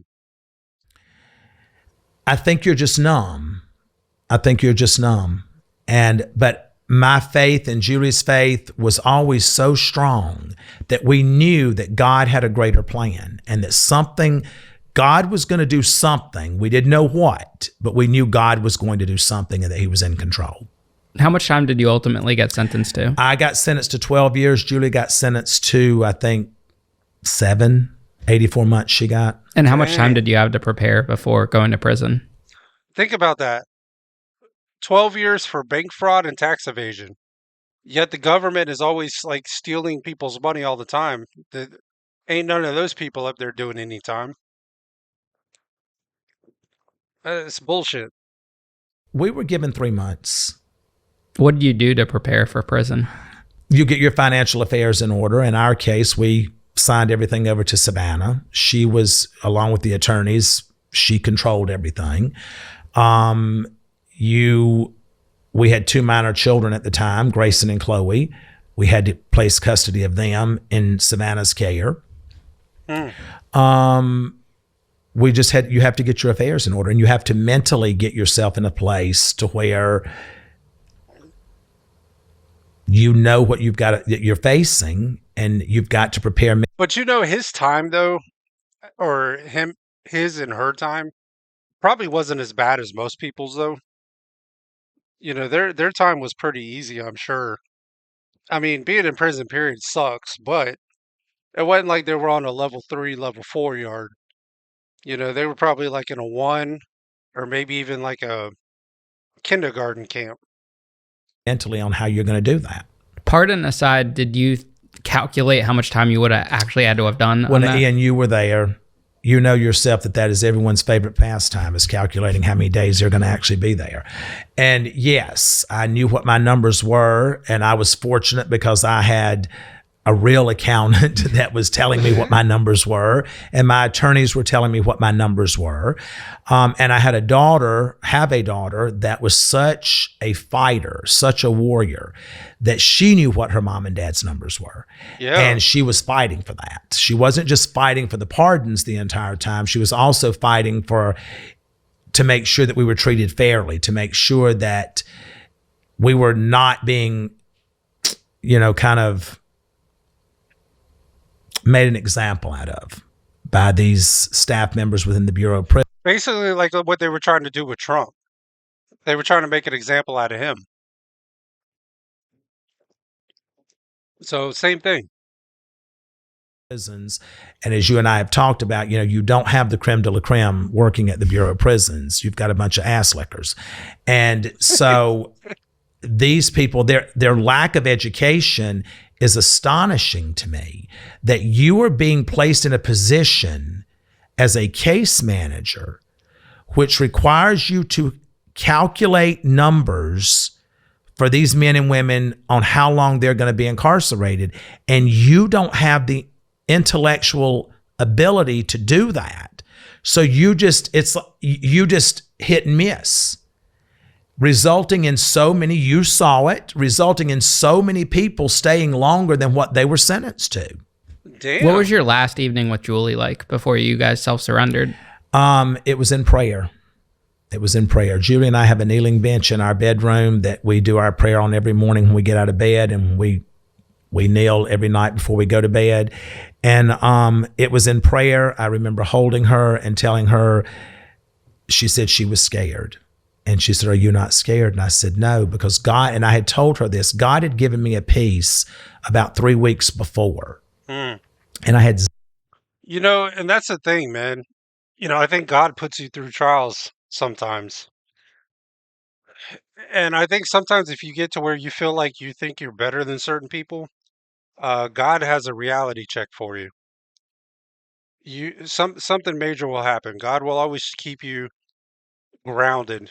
When you start to think that you're better than everybody or you're above people, something's going to happen that's going to knock you right back down. Zero fear. God had taken all of that from me. And I remember she says, "But he hasn't done that for me." And I said, "You have to keep praying. You have to pray harder, because God, you're not walking in there by yourself. You are God's child. And God chose you to walk through those doors. It's up to us to find out what that purpose is that's going to come from this." And I remember hugging her that morning, because I left Savannah and her former fiance, Nick, who has since passed away, and Grayson took me, and Chase and his mother and her parents took her. And I remember hugging her and telling her that I loved her, and that it will not be as long as you think it is. What was day one like for you in prison? And he was right. It wasn't as long. I think they only did like 2 years. If that. It may have been longer than that, but it wasn't very long. Definitely wasn't the full 12 or 7. I think you're in shock because you're trying to figure out like what you're supposed to be doing. When I got there, I walked in with cash. I didn't know that my dad raised me, I always have cash in your pocket. So I walked in with $1,000 cash. What? And with my Bible. Shit, he's balling. Walking in with $1,000 cash into prison? And they took my cash and said that it would go into my trust fund account. And then they took me to where I would pick up my uniforms, because I was on a military base. And so, you dressed like the military dressed. And so I went, and I was so dumb, because all of our clothes goes to the dry cleaners except certain things that are washed within our home. So they told me to go. They took me up there to get my uniforms, and they gave me these 2 laundry bags. And when I go to my bed, it was a bunk bed, and the other guys were in there, and they were all lovely. They were all lovely to me. I never had one negative interaction with anyone. other than staff. Like, where did everybody go? Did everybody fucking fall asleep on me? Like, everybody's like, nobody's talking. Like, are we just we're like a watch party now? That's okay. But I knew what my mission was. After about 3 days, I knew what my mission was. I knew it was us against them.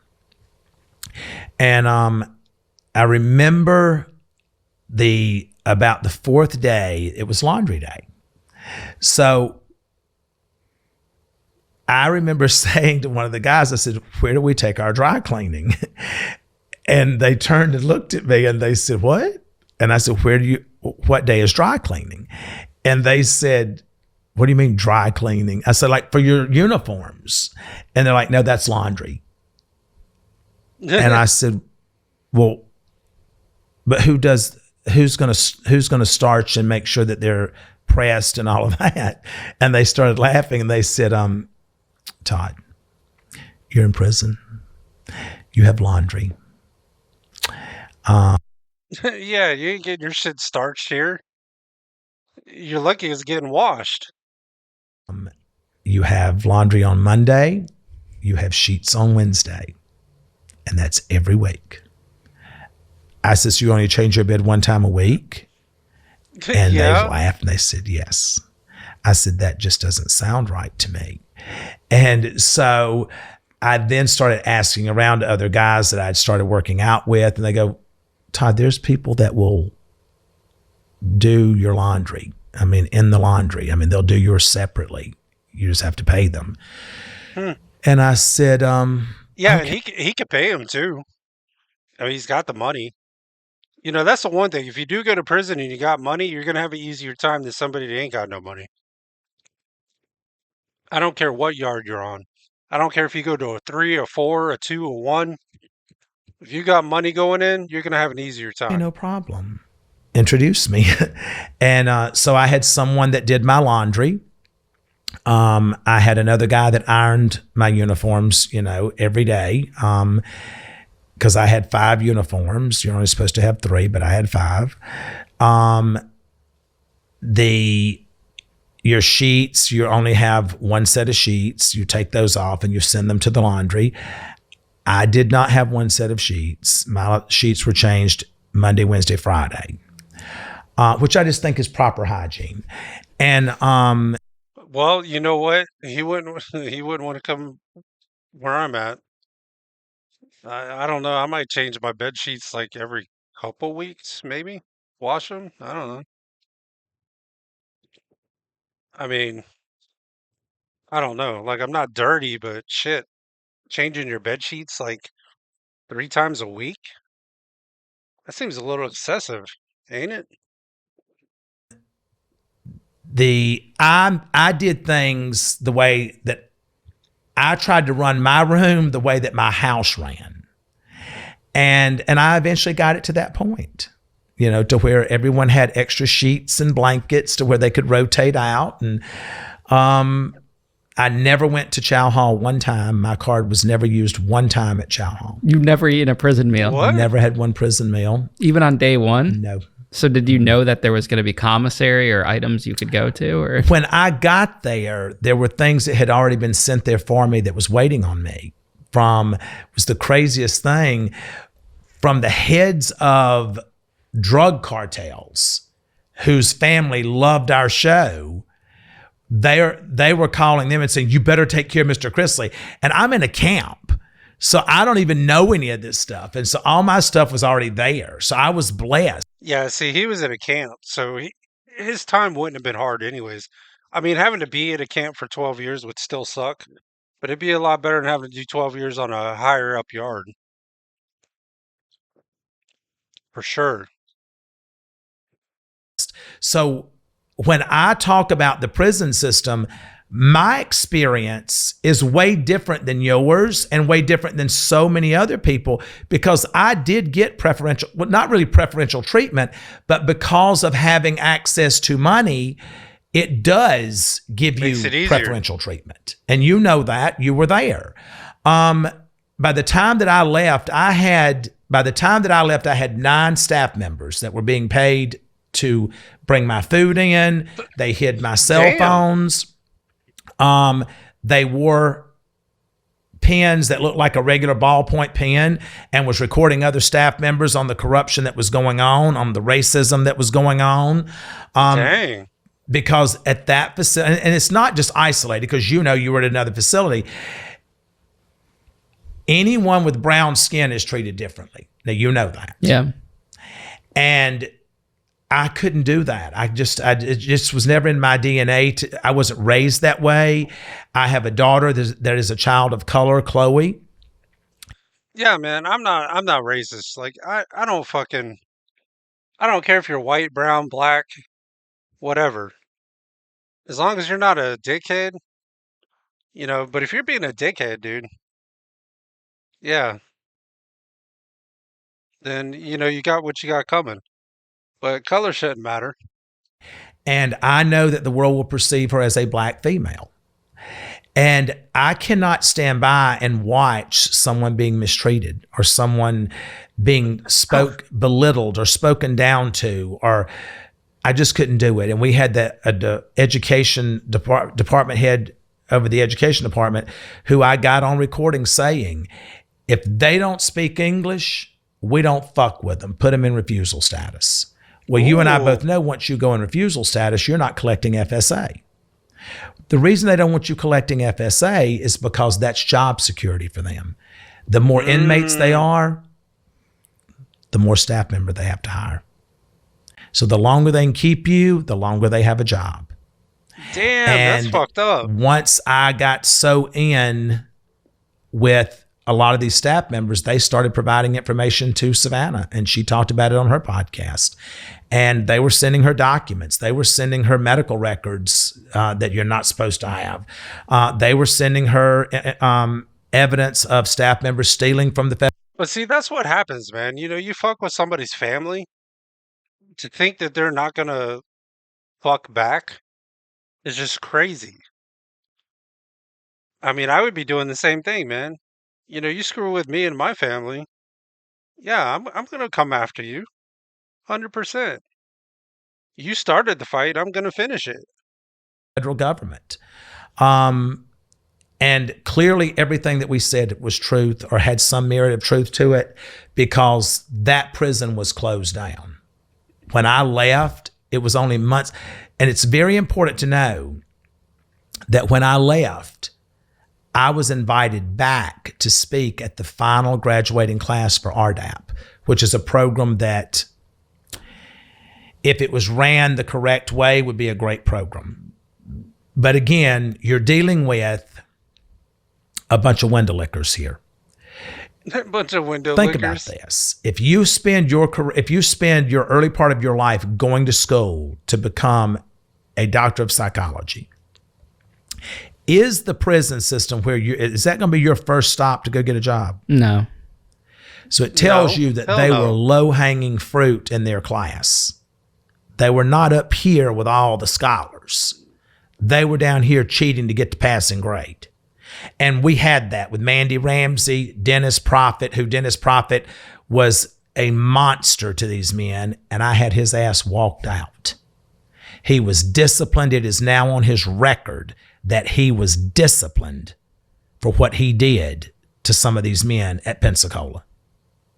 He was forced into retirement. Mandy Ramsey has retired. Janet Gentilat, who was literally she was the bane of existence for people. This woman was, again, well, first of all, you already know what.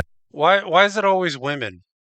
Why is it always the women that are always causing problems?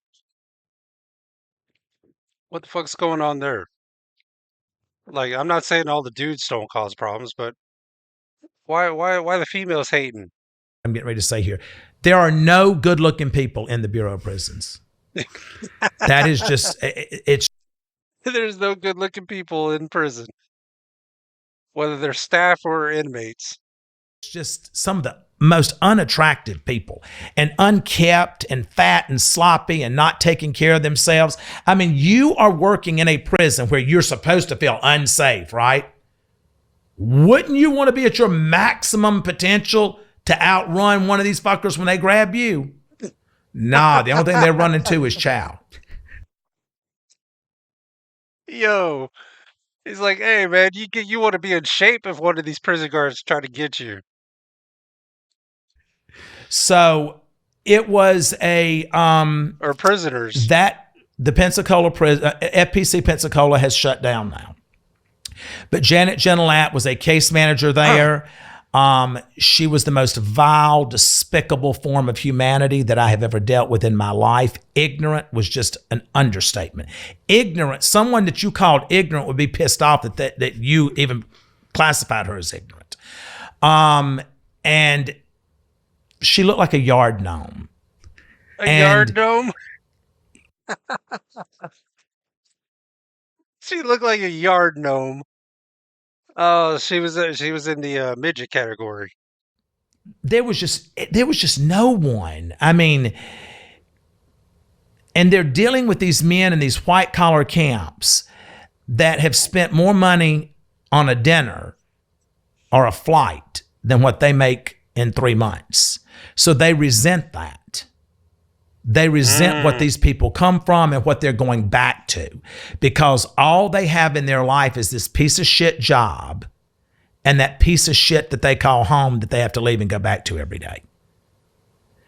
And, you know, I remember doing an interview and they said, why do you think that the staff was so eager to work with you? I said, because I paid better than the BOP. Damn.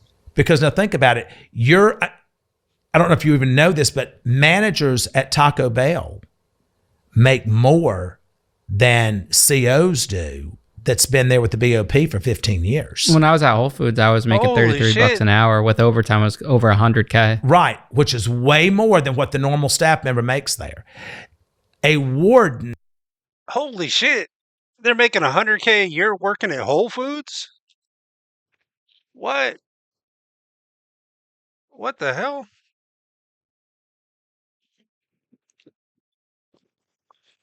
Shit. Anybody needs a job out there, go work for Whole Foods. Making $100K a year? Who runs that facility is not even $200,000. It's like $150,000 a year. That's a warden. And we had the worst warden, this ratchet ass, bad wig wearing, cockeyed heifer, Sherry Salisbury. Now, she is now at Fountain Prison in Alabama because I had her ass ushered out of there as well. She was a she was a lesbian, which I'm all. All right, there you go. Well, that sums it up right there. She was a lesbian. That's all we needed to know. You know how them lesbians are. Them lesbians, man, they fucking hate everybody. I don't know what it is about lesbians, man, but they just seem like they're mad at the world, like they're never happy. For lesbians, I'm a lesbian, contrary to some people's belief. But she hated men so bad. And I would confront her every time she would lie. And she called me up to her office when the heat was really coming down on her by the Office of the Inspector General over the complaints that Savannah had filed and the evidence that we had turned over. And she said to me, Mr. Chrisley, do you know why I've called you up here? And I said, you missed me? Mr. Chrisley, this is not... You missed me. Hey, you know what? I was giving him shit about being gay, but you know what? He's acting exactly how I would be acting if I was in that situation. Yeah. He's acting exactly the way I would act. Comedy hour. I said, no, because I've performed in much better places. And she said, Mr. Chrisley, this is my camp. I run it, not you. I said, that's evident by the way it runs. Mr. Chrisley, don't be cute with me. I could send you to the shoe. I said, and you and I both know that if you could, you would. What did you need? She said, you and I have a lot more in common than you think we do. And I said, Miss Salisbury, that's Warden Salisbury to you. I said, Miss Salisbury, the only thing that I can think of that you and I have in common is that we're both lesbians. Outside of that, I can't imagine that you and I have anything else in common. They were both lesbians. Holy shit. Dude. I've never been a fan of his, but you know what? I'm starting to like this dude. He's acting exactly how I would act. 100%. Now, this is the same woman when she took over as warden, called me into her office 4 days after she had been there, and I had passed her on the sidewalk. I nodded to her. I didn't know who she was. I mean, I thought she was just some other low IQ individual that was working there. And she calls me up there and says that she was offended because that she had researched me and that she knew that my fashion acumen was so on point, that I knew so much about fashion, but yet I never commented about her Gucci belt that she was wearing. What? That's what she called me to her office to ask me. And I said, well, that's because it wasn't real. It was a knockoff. It wasn't real. Oh my gosh. She's worried about her Gucci belt. And he's like, it wasn't real. Shit's fake. Mr. Chrissy, it was not. I said, it is. I says, just as you've stated, I know what the labels are and I know what the product looks like. I said, but you did have on 0 grands. I says, by Cole Haan. I said, I'll give you that. Damn. So I had, and I'm proud to say I had no relationship with this ratchet ass. First of all, this bitch would come in with these cheap ass wigs on, wouldn't even be lined up. Would not even be lined up.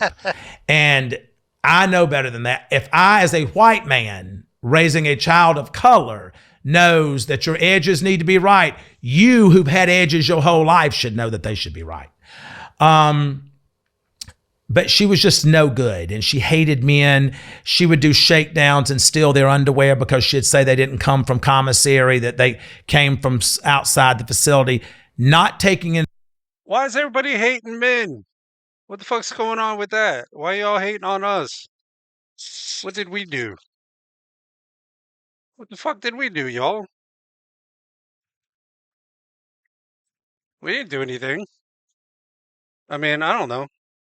We conquer countries and take things over. We might cause a little bit of trouble, but you ain't gotta hate us. Into consideration that a lot of these men had come there from other facilities, that they did buy some of this stuff there. Now, my stuff, it did not come from there. My stuff came from Walmart or Kohl's, which I had never bought from before, but I found out that hell, about the same as what you're buying anywhere else. And the guards didn't give you a hard time for contraband? They brought it to me. Well, the other guards that weren't on your payroll. They didn't, nobody come in. The only people that dealt with me were the people that were taking money from us. And I'm not saying anything on this podcast that I've not said on Chrisley Confessions 2.0, or that I've not said to the Office of Internal Affairs, or that I've not said to the director or the deputy director. Why does this lady sound like she's a lesbian because she couldn't ever get a dude? And she's mad because like she never could get a dude? And why would she be stealing their underwear? Like is she that infatuated to have a dude that she had to steal fucking underwear? Like, come on. They know what went on there. And listen, I ended up spending, I think it was $49,000 or $59,000 in the 28 months that I was there. What was a Dang. typical day like for you there? Like, what was your routine? Well, I did not work. They assigned me to the chapel because they said they had to have eyes on me at all times. Wait a minute. What happened to the work ethic? He said they assigned him. He didn't work. What happened to the work ethic? She frames their underwear? Oh my god. Oh my gosh. Yeah, they should find out where this bitch lives. Go in there and see if she's got them all hanging up on her wall. Because I was high profile. She might be like one of them hoarders. Like they might walk in and find like just piles of underwear, just stacked all all in her house. So I went to the chapel. I got up every morning and I showered and shaved and I put on my pressed uniform. My bed was made. And then I took my vitamins. And then I went to the chapel and I watched whatever the talk shows were that were on that day. And then at noon, when everyone went to the slop trough, is what I called it, I went and worked out because I was finished by 12 o'clock. So I showed up at 9 and was gone by 12. And then I went and worked out. Then I checked my emails and I emailed all of my kids and Julie and my mom. And then I left the library and walked up to the phone thing and called Savannah or Chase or Grayson, whichever. If Savannah was filming or she was in DC or whatever, I'd call Chase and Grayson. Then I came back and then I would read or I would write because I was creating show content while I was there because it was like a gift that kept giving. Mm-hmm. Like I have an animated series coming out now. That's and awesome. It's about nothing but prison life there at Pensacola. And I had this big, fat, sloppy captain named Captain Big. Captain And him Big. cut with a wisp. Mr. Quisley, that Missy Queasy. Hey, he sounds like Adam Sandler, a water boy. The Misty Queasy. me tell you, this is going to be a problem. I'm sorry, I'm going to need you to repeat that. I would do that to him 3 or 4 times, and he'd get so frustrated, he'd just say, fuck it, and walk away. But he was a ghost chaser by profession. I mean, this was on his Facebook page, that he was a professional ghost chaser. That's what's Professional working with ghost the chaser. BOP folks. Professional ghost chasers. And he also practiced witchcraft. What? So he had all these little dolls in his office lined up in the window. Well, this fat slop hog fell out in the parking lot one day. And he was so fat. So I have to give him credit because he was the reason that I created the animated series that's coming out. He fell and his stomach was so big that when he fell, his radio went across the parking lot and his stomach was so big that he bounced. When he landed on his stomach, he went poop, poop. I'm walking to the phone to call Savannah and I see this and I'm dying laughing on the sidewalk. Now, there were cameras everywhere. I get called in by SIS the next day, warden standing there, SIS, and this fucker named Albert Cheatham, who was supposed to be the case management coordinator and so damn dumb. He looked like the judge in the Muppets that sat up there in the top loft with that big old bushy head. And they were standing there and they go, do you know why we called you in? And I said, riddle me that, I don't know. They pulled up on the screen, me laughing on the sidewalk as Captain Berg's laying sprawled out in the parking lot. I'd be laughing too. Yeah. I mean, why the hell not? And they said, you didn't offer to assist an officer that was down. And I said, I didn't have a crane. I didn't have a crane. I ain't picking his big ass up. I'm not going to hurt my back to get him up. Jeez. Dude. He's saying exactly some of the shit I would have said if I was in that situation. I'm starting to like this dude. I never liked him, but he's a little different since he got out of prison. I said, and I'm not throwing my back out to lift that beach 12 up. I said, I'm here to do time, not chores or community service. So if his fat ass chooses to wallow in the parking lot, that's on him. That ain't on me. Damn. You can leave now. I said, thank you. I turned around and walked out. So he became the catalyst for the animated series because he was so just, so fat and ugly and disheveled and smelled horrible. Hey, he's fat shaming. He's fat shaming. Come on now. You're not supposed to fat shame nowadays. No, I don't know if he made a cartoon, but apparently it sounds like he's going to have like a cartoon coming out about his prison experience. Maybe we can see the fat guy bouncing a couple times in the parking lot. Smelled like leftovers all the time. And so I created this animated series about the staff members at Pensacola and some of the and some of my brothers that were there. And it's going to be amazing because with animation, you can over exaggerate anything. In this case, I didn't have to over exaggerate Captain Berg or Janet Gentilat. What was your favorite meal in there to eat off the commissary that wasn't smuggled in from the street? Or did you never eat commissary either? Well, I had food that was brought in. So I had Culver's, which I had never had before in my life and that I love. And I find now that I don't eat it because I can go get it on my own. Chick-fil-A, I had Mondays and Wednesdays. Hey, Then I had Chick-fil-A. pizza brought in for me and my friends on like a weekend. Olive Garden, I tried one time. I'd never had that before. And so I ate Olive Never Garden one had time, but I Olive didn't Garden. like it, so I didn't order that again. But are you saying like food that was like You made go to from the commissary. Yeah. Probably my quesadillas that my guy would make me because he would use the iron to make the quesadillas. Hey, that's an ingenuitive way to do quesadillas. Use an iron. Shit, I never thought about that. Maybe that's what I need to do.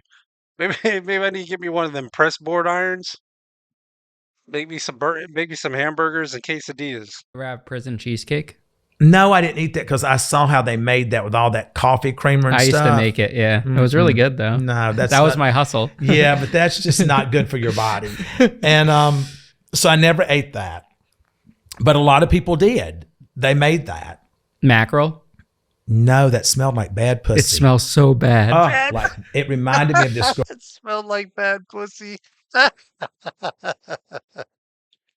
It's fishy. It smells fishy. that I was with when I was in high school one time, and I didn't go back to Susan for seconds for that, and I didn't want no damn mackerel. So no. But you mix it with some tuna, a little mayo. It's really good. No. We're not mixing none of that shit. I did not eat that. Now, your relationship with Julie, could you guys see each other, talk to each other? Could not see each other because my wife is a rule follower and she did not use cell phones. So I could not talk to her. Now, there were staff members on a couple of occasions that allowed us to speak that would, from Julie's side and my side, they'd coordinate it. I think that was twice, but we never spoke on a cell phone. I did not get to see her. We kept our communication via email. Did you lose love for her at all when you No, don't have that? God, no. When you meet someone in your life that can finish your sentences, or really they can answer for you before you've processed your own thoughts, that is someone that you have a soul tie with. And I knew that from the first day that A soul tie, is that really a thing, y'all? Soul tie? Is that really a thing? I don't know about that. Because it seems like them ties can be broken kind of easily. I met Julie, and I never felt like that distance was a thing for me because she and I are so close that I lived on my memories of her. So I never, and plus I talked to my kids every day at night, and they talked to their mom. And so she would always send messages by them to send to me. Tell your dad I love him. Tell your dad that maybe this will be the last birthday that we'll be apart. So we kept our love for each other. That was never a question as to whether or not that was going to sustain, that it was going to sustain itself. How did you celebrate holidays and birthdays in there? I was never a holiday person. So that was harder for Julie because Julie's always made sure that our homes were always decorated. She started her Christmas stuff in November. Damn. She Well, she's doing more than me because I don't even decorate for Christmas really anymore. And I got a tree that I keep up year round. I just turn the light on when Christmas comes around. I don't even take it down. Yeah. And I only have it for my daughter, like when she comes over.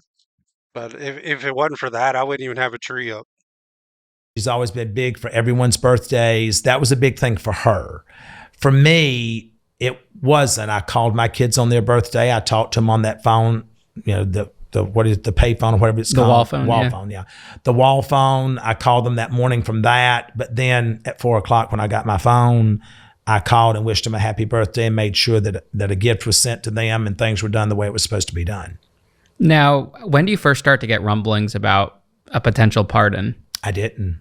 Mm. I found out through Alex Little, our attorney, that Savannah was working on trying to secure a pardon for me and Julie. And Savannah had not even told us. And so when Savannah came to visitation, I asked her about it because I'd had my legal call that same week. And she said, yes, but Daddy, don't get your hopes up. She said, because it's such a low percentage of people that get them. And I said, okay. And I said, well, what are you doing? I mean, what is the process? And she kind of walked me through it, but she didn't talk about it a lot. She'd just say, I'm still working. But I knew that she was in DC a lot and that she was going to events a lot and that she was working with the attorneys every day. And she was focusing on having things uncovered and, information being corrected and things. I would hope that my daughter would do the same thing if she felt that I was in prison and I really wasn't supposed to be there and I was innocent, that she would try to do something to get me out, you know? At least you would like to hope your kids would be that way. Unless you were mean to them, then they'd just be like, "Oh, fuck dad, fuck mom, let her stay in there." Like that. So I didn't know. Were you following her journey from your cell phone in prison? Yes. It was pretty incredible, like from an outsider's standpoint, before even have meeting you guys, what she was able to build during that time period. Because the public saw that in real life. Yes. And I would have people that would come to me, the staff members, and say, I saw Savannah on News Nation yesterday. She was amazing. I saw Savannah on this show and this show. Did you know that Savannah's doing Special Forces? I said, no, what is that? And so they would tell me, and I'd call her that night. I said, what is Special Forces? Savannah, why would you do something like this? This is not ladylike, and you could get hurt. She says, Daddy, I can do it. And she did it. And Savannah is just a warrior.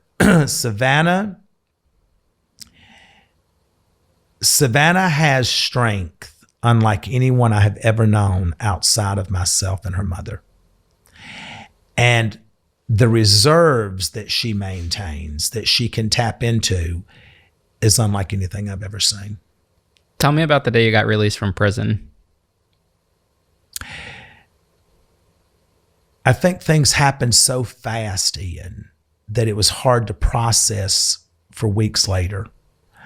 I was walking down the sidewalk coming from the library, and one of the staff members walked by and said, man, I was coming to find out where you were. And I said, what now? Because I'm thinking this stupid bitch Sherry Salisbury, I'm going to have to cuss her out again. And so I said, what now? And he was one of the good ones. Now, he was not on my payroll, but he was one of the good ones.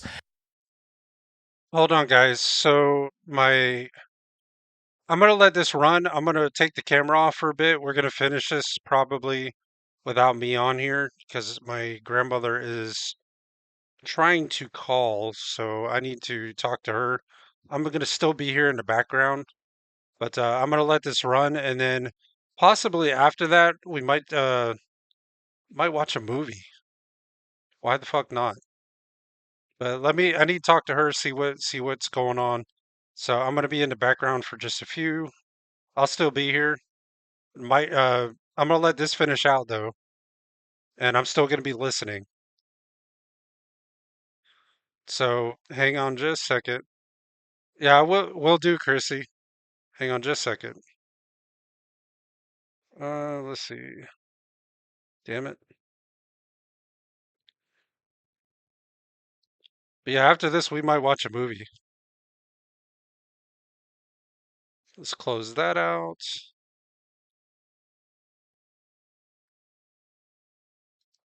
There we go. All right, guys, I'm still gonna be here, but I'm gonna be on the phone with her for just a few. I'm gonna be in the background, and then we might watch a movie afterwards, yo. I'll be back shortly.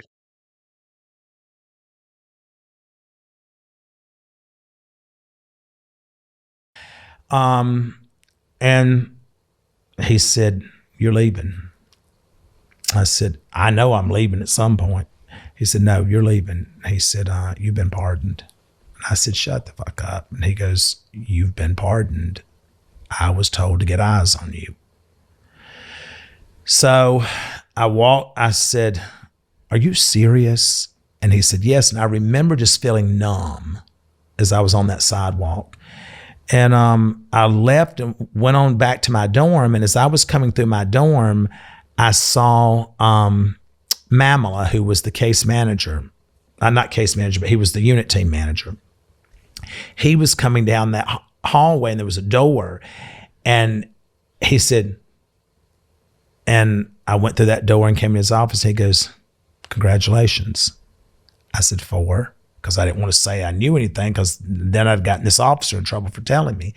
And I said, "For?" And he said, "You've been pardoned." He said, "It's not just a pardon, it's a full pardon of everything." And I just stood there. He said, "You okay?" And I said, "Yeah." "Y'all ain't gonna be. But if I'm pardoned, y'all are fucked." He said, "I've not done anything to you. I've always been good to you." I said, "But you ain't never done shit for nobody else." And he said, "Chrisley, be grateful for this moment." I said, "I am." "Are you positive?" And he said, "Yes." So at about 15 after 4, which was the 4 o'clock count, they brought me my phone. The staff member who kept it hidden for me brought me my phone, and she said, "You've been pardoned." I said, "So I hear." And I said, "Is it true?" And she said, "They're processing paperwork now." She said, "I was just up there in the front office." And I said, "Okay." So then I called Savannah, and she said, "Hello." And I said, "Is it true?" And she started crying. I'll get emotional right now, but she started crying, and she said, "Daddy, you're coming home." And I said, "What about your mama?" She said, "Mama's coming home too. Y'all are leaving the same time." She said, "I'm trying to figure out how to get a plane to you and get one to Mama, and or how we're going to do this." And I started crying. It was the first time that I had lost control. I started crying, and I said, "This is 100% real. Like, it's not going to change." She said, "No, Daddy." She said, "President Trump called me." And she said, I was going into Sam's when I got the message that the president was going to be calling me. And I ran out of Sam's to get in the car so that nobody would hear me. And so I then knew that it was true. And so I told none of my folks there, except a lot of the young kids, Ian, when they came, they would send them to my pod, because my pod was never full. The warden would not allow a lot of people to be in my pod. Even though it would hold 16 people, I only had like 8. And those young kids, they would always bring them to me. And I say that God did that because I had been raising children since I was 21. And that was the biggest thing that bothered me, is because I wasn't out to raise my children, even though they were grown, except for Grayson and Chloe. God brought me and entrusted me with someone else's child. And all of my kids are doing good now. I've gotten them all home except one. And I check on him every day. I had him moved to Kentucky. Aaron Boswell. And he's a wonderful young man that my family and I love dearly. All of my other kids, Tanner, Skylar, Brian, all of my kids are all home now and doing good. And I follow them, and we talk every day, or message every day, or we Instagram each other something every day. But when they came and told me, when I knew that it was happening, I called Aaron, I called him my prison son. He came in from DZ where he'd been working. And he goes, "What's up?" And I said, "Same shit, different day." He said, "They didn't come in here tearing up today." And I said, "They did on the other side." He said, "They ain't coming over here." And I said, They've learned. And I said, sit down. He said, oh, hell, I didn't do nothing, I promise you. And I said, I'm leaving. And this is someone who's 6'5", tatted from asshole to elbow. And everybody knows me, knows how I'm about tattoos. And he just looked at me and he said, are you fucking with me? And I said, no. He said, I'm so happy for you. And I looked at him and I said, I will not forget you. And I said, I made a promise to you that I will help you, and I will. And he said, don't worry about me. He said, I've been worried about me my whole life. He said, you go and have a great life. And I said, I'll be back for you. Switch to TurboTax. File free in the... And I had 7 sweatsuits. You know, you're only supposed to have 2. I had 7 that were first quality from outside, not the seconds that you get in commissary. And I gave all of those to my kids. I'd split them between 2 of them, and so they would have new sweatsuits. And then I gave them my tennis shoes. I had 6 pair, and I gave them to the ones that they fit because they were like new.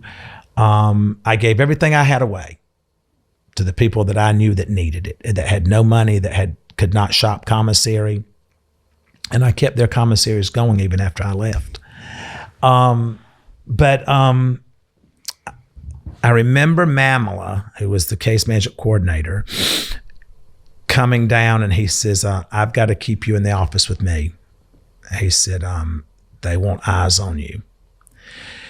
And I said, okay. He said, you know that the press, at that point, they had locked down the entire camp. No one could leave because the press was so bad. I mean, they were lined up for miles. I mean, they were standing on the hoods of their cars, waving flags.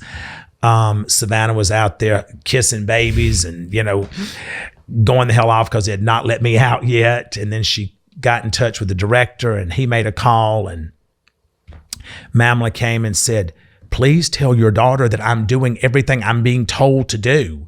He says, she's literally losing her mind because I've not walked you out yet.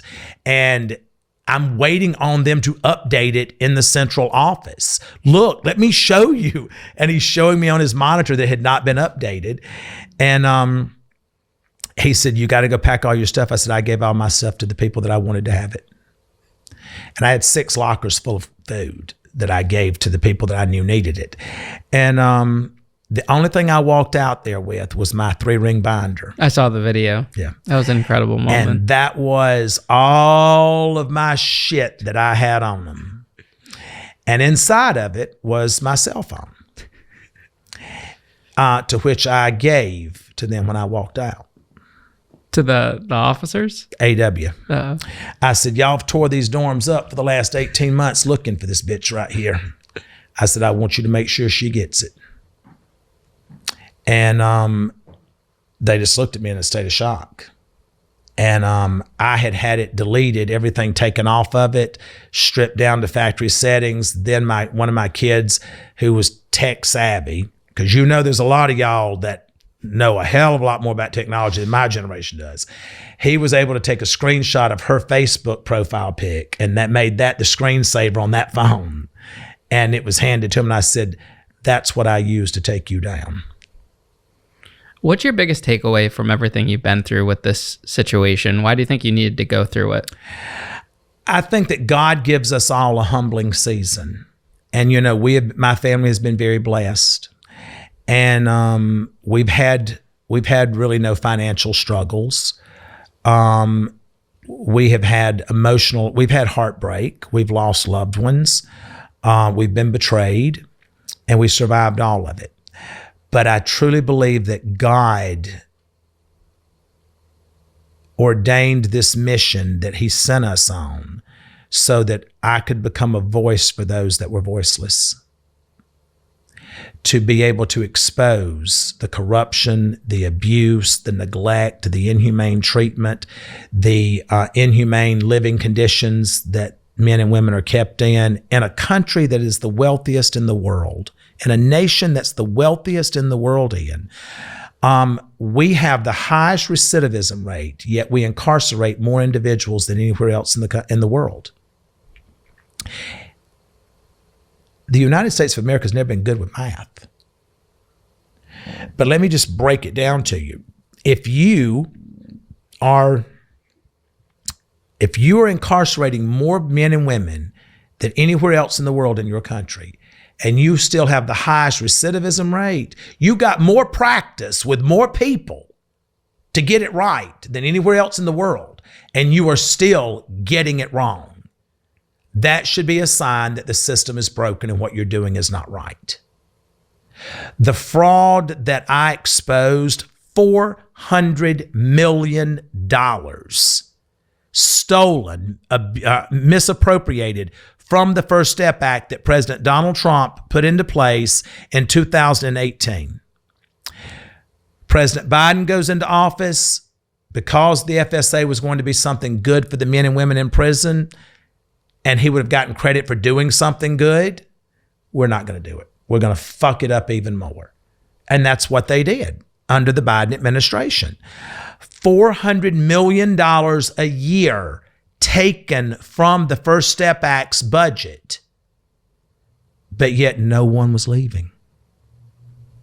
Do you understand, Ian, that since President Trump took over and he placed Billy Marshall, who is the director of the Bureau of Prisons, since he placed him in that position, more people have left under the First Step Act and the Second Chance Act, which was put in long before we had First Step Act. More people have left under Billy Marshall under the First Step Act than since it was put in 2018. Because they didn't want to do it, because they viewed it as it was creating job instability for these staff members. So we will enslave these men and women, because that's what it is. You're getting slave labor under the 13th Amendment. It's the only thing that is left. The 13th Amendment was used to abolish slavery. The only thing left in the 13th Amendment is that the only way you can have slave labor is through prison. Through prison. So you're paying these men and women 30 cents an hour to work out in 110-degree weather in Pensacola, Florida, mowing yards for the Navy, for the naval base. And when the Navy says, black flag, meaning it's too hot to be out, Sherry Salisbury was still making these men mow these yards with a heat index so high that men were passing out, and would not allow them to have water, would not allow them to take a jug of water with them. It was her form of abuse. So, what do I think? Why do I think that this happened? I think because God wanted me to see that. He needed me to see that. What do I think has come out of that? 98 men have been brought home since May the 28th when I left. This morning, I got a text message that 6 more have had recalculations done and they're leaving today because they're overstayed their welcome. Which should bother you as a taxpayer, that these men and women are being kept there at $122 a day. That is $122 a day that you're having to share with every other taxpayer in the country to keep someone locked up who shouldn't be locked up. So do I look at it from a place of bitterness? No, I don't. I'm not bitter about it. I'm grateful that God allowed me to go through it and allowed me to survive it. And again, my survival is overly exaggerated. I was in a camp. I wasn't where you went. I had no one to bother me. No one put their hands on me. No one ever was inappropriate in that manner with me. But I also believe that they zone in on people that they know they can do that to. And they knew that there was a voice attached to our name that was too loud for them to get past. So I exposed a CO there at Pensacola, Sullivan. He was let go from the Bureau of Prisons for sexually assaulting a male inmate there. And I'm now pushing for him to be indicted for that charge. And I'm going to continue until I make sure that he is held to the same accountability as those that he was lording over. You had one CO at Miami and that was just arrested for shooting a gun at a car, and it landed in the headrest of the car without killing the person. So now guess what? He's no longer at the BOP now. But this is who works there. Yeah. Lording over people, coming in, stealing things from inmates. They do that. That hardworking families are spending the money to send to their loved ones to be able for them to buy certain things, and then the staff members come in there and they take it. I'm grateful that God has used me, and I'm grateful that he still has enough faith and trust in me that I'm not going to lay down the torch. Well, Todd, I'm grateful for you coming on the show today, and I really appreciate the time. Well, it was my pleasure to come on your show. Mm-hmm. And I love that you have done so well in your life and the challenges that you have had and how you have managed to turn lemons into lemonade. And you've done a wonderful job with your podcast. I'm very proud of you for that. And I looked at your numbers. And you scoped me out. Your numbers are great. I live by numbers. I passed the Todd Chrisley test. You passed everyone's test. I think when people look at your YouTube numbers, you're very impressive. Thank you. So you are to be commended for that. And you're a young kid who had this one moment in time. But God is giving you everything in front of you. So what's behind you, there's a reason that it's behind you, because what's behind you is never going to be greater than what's in front of you. So keep looking in front of you, Ian. And don't forget where you came from. And that is a part of your life that you will live with for the rest of your life. But you can use it for good. And you're doing that when you give these people platforms to show that they have survived it and that they're doing well.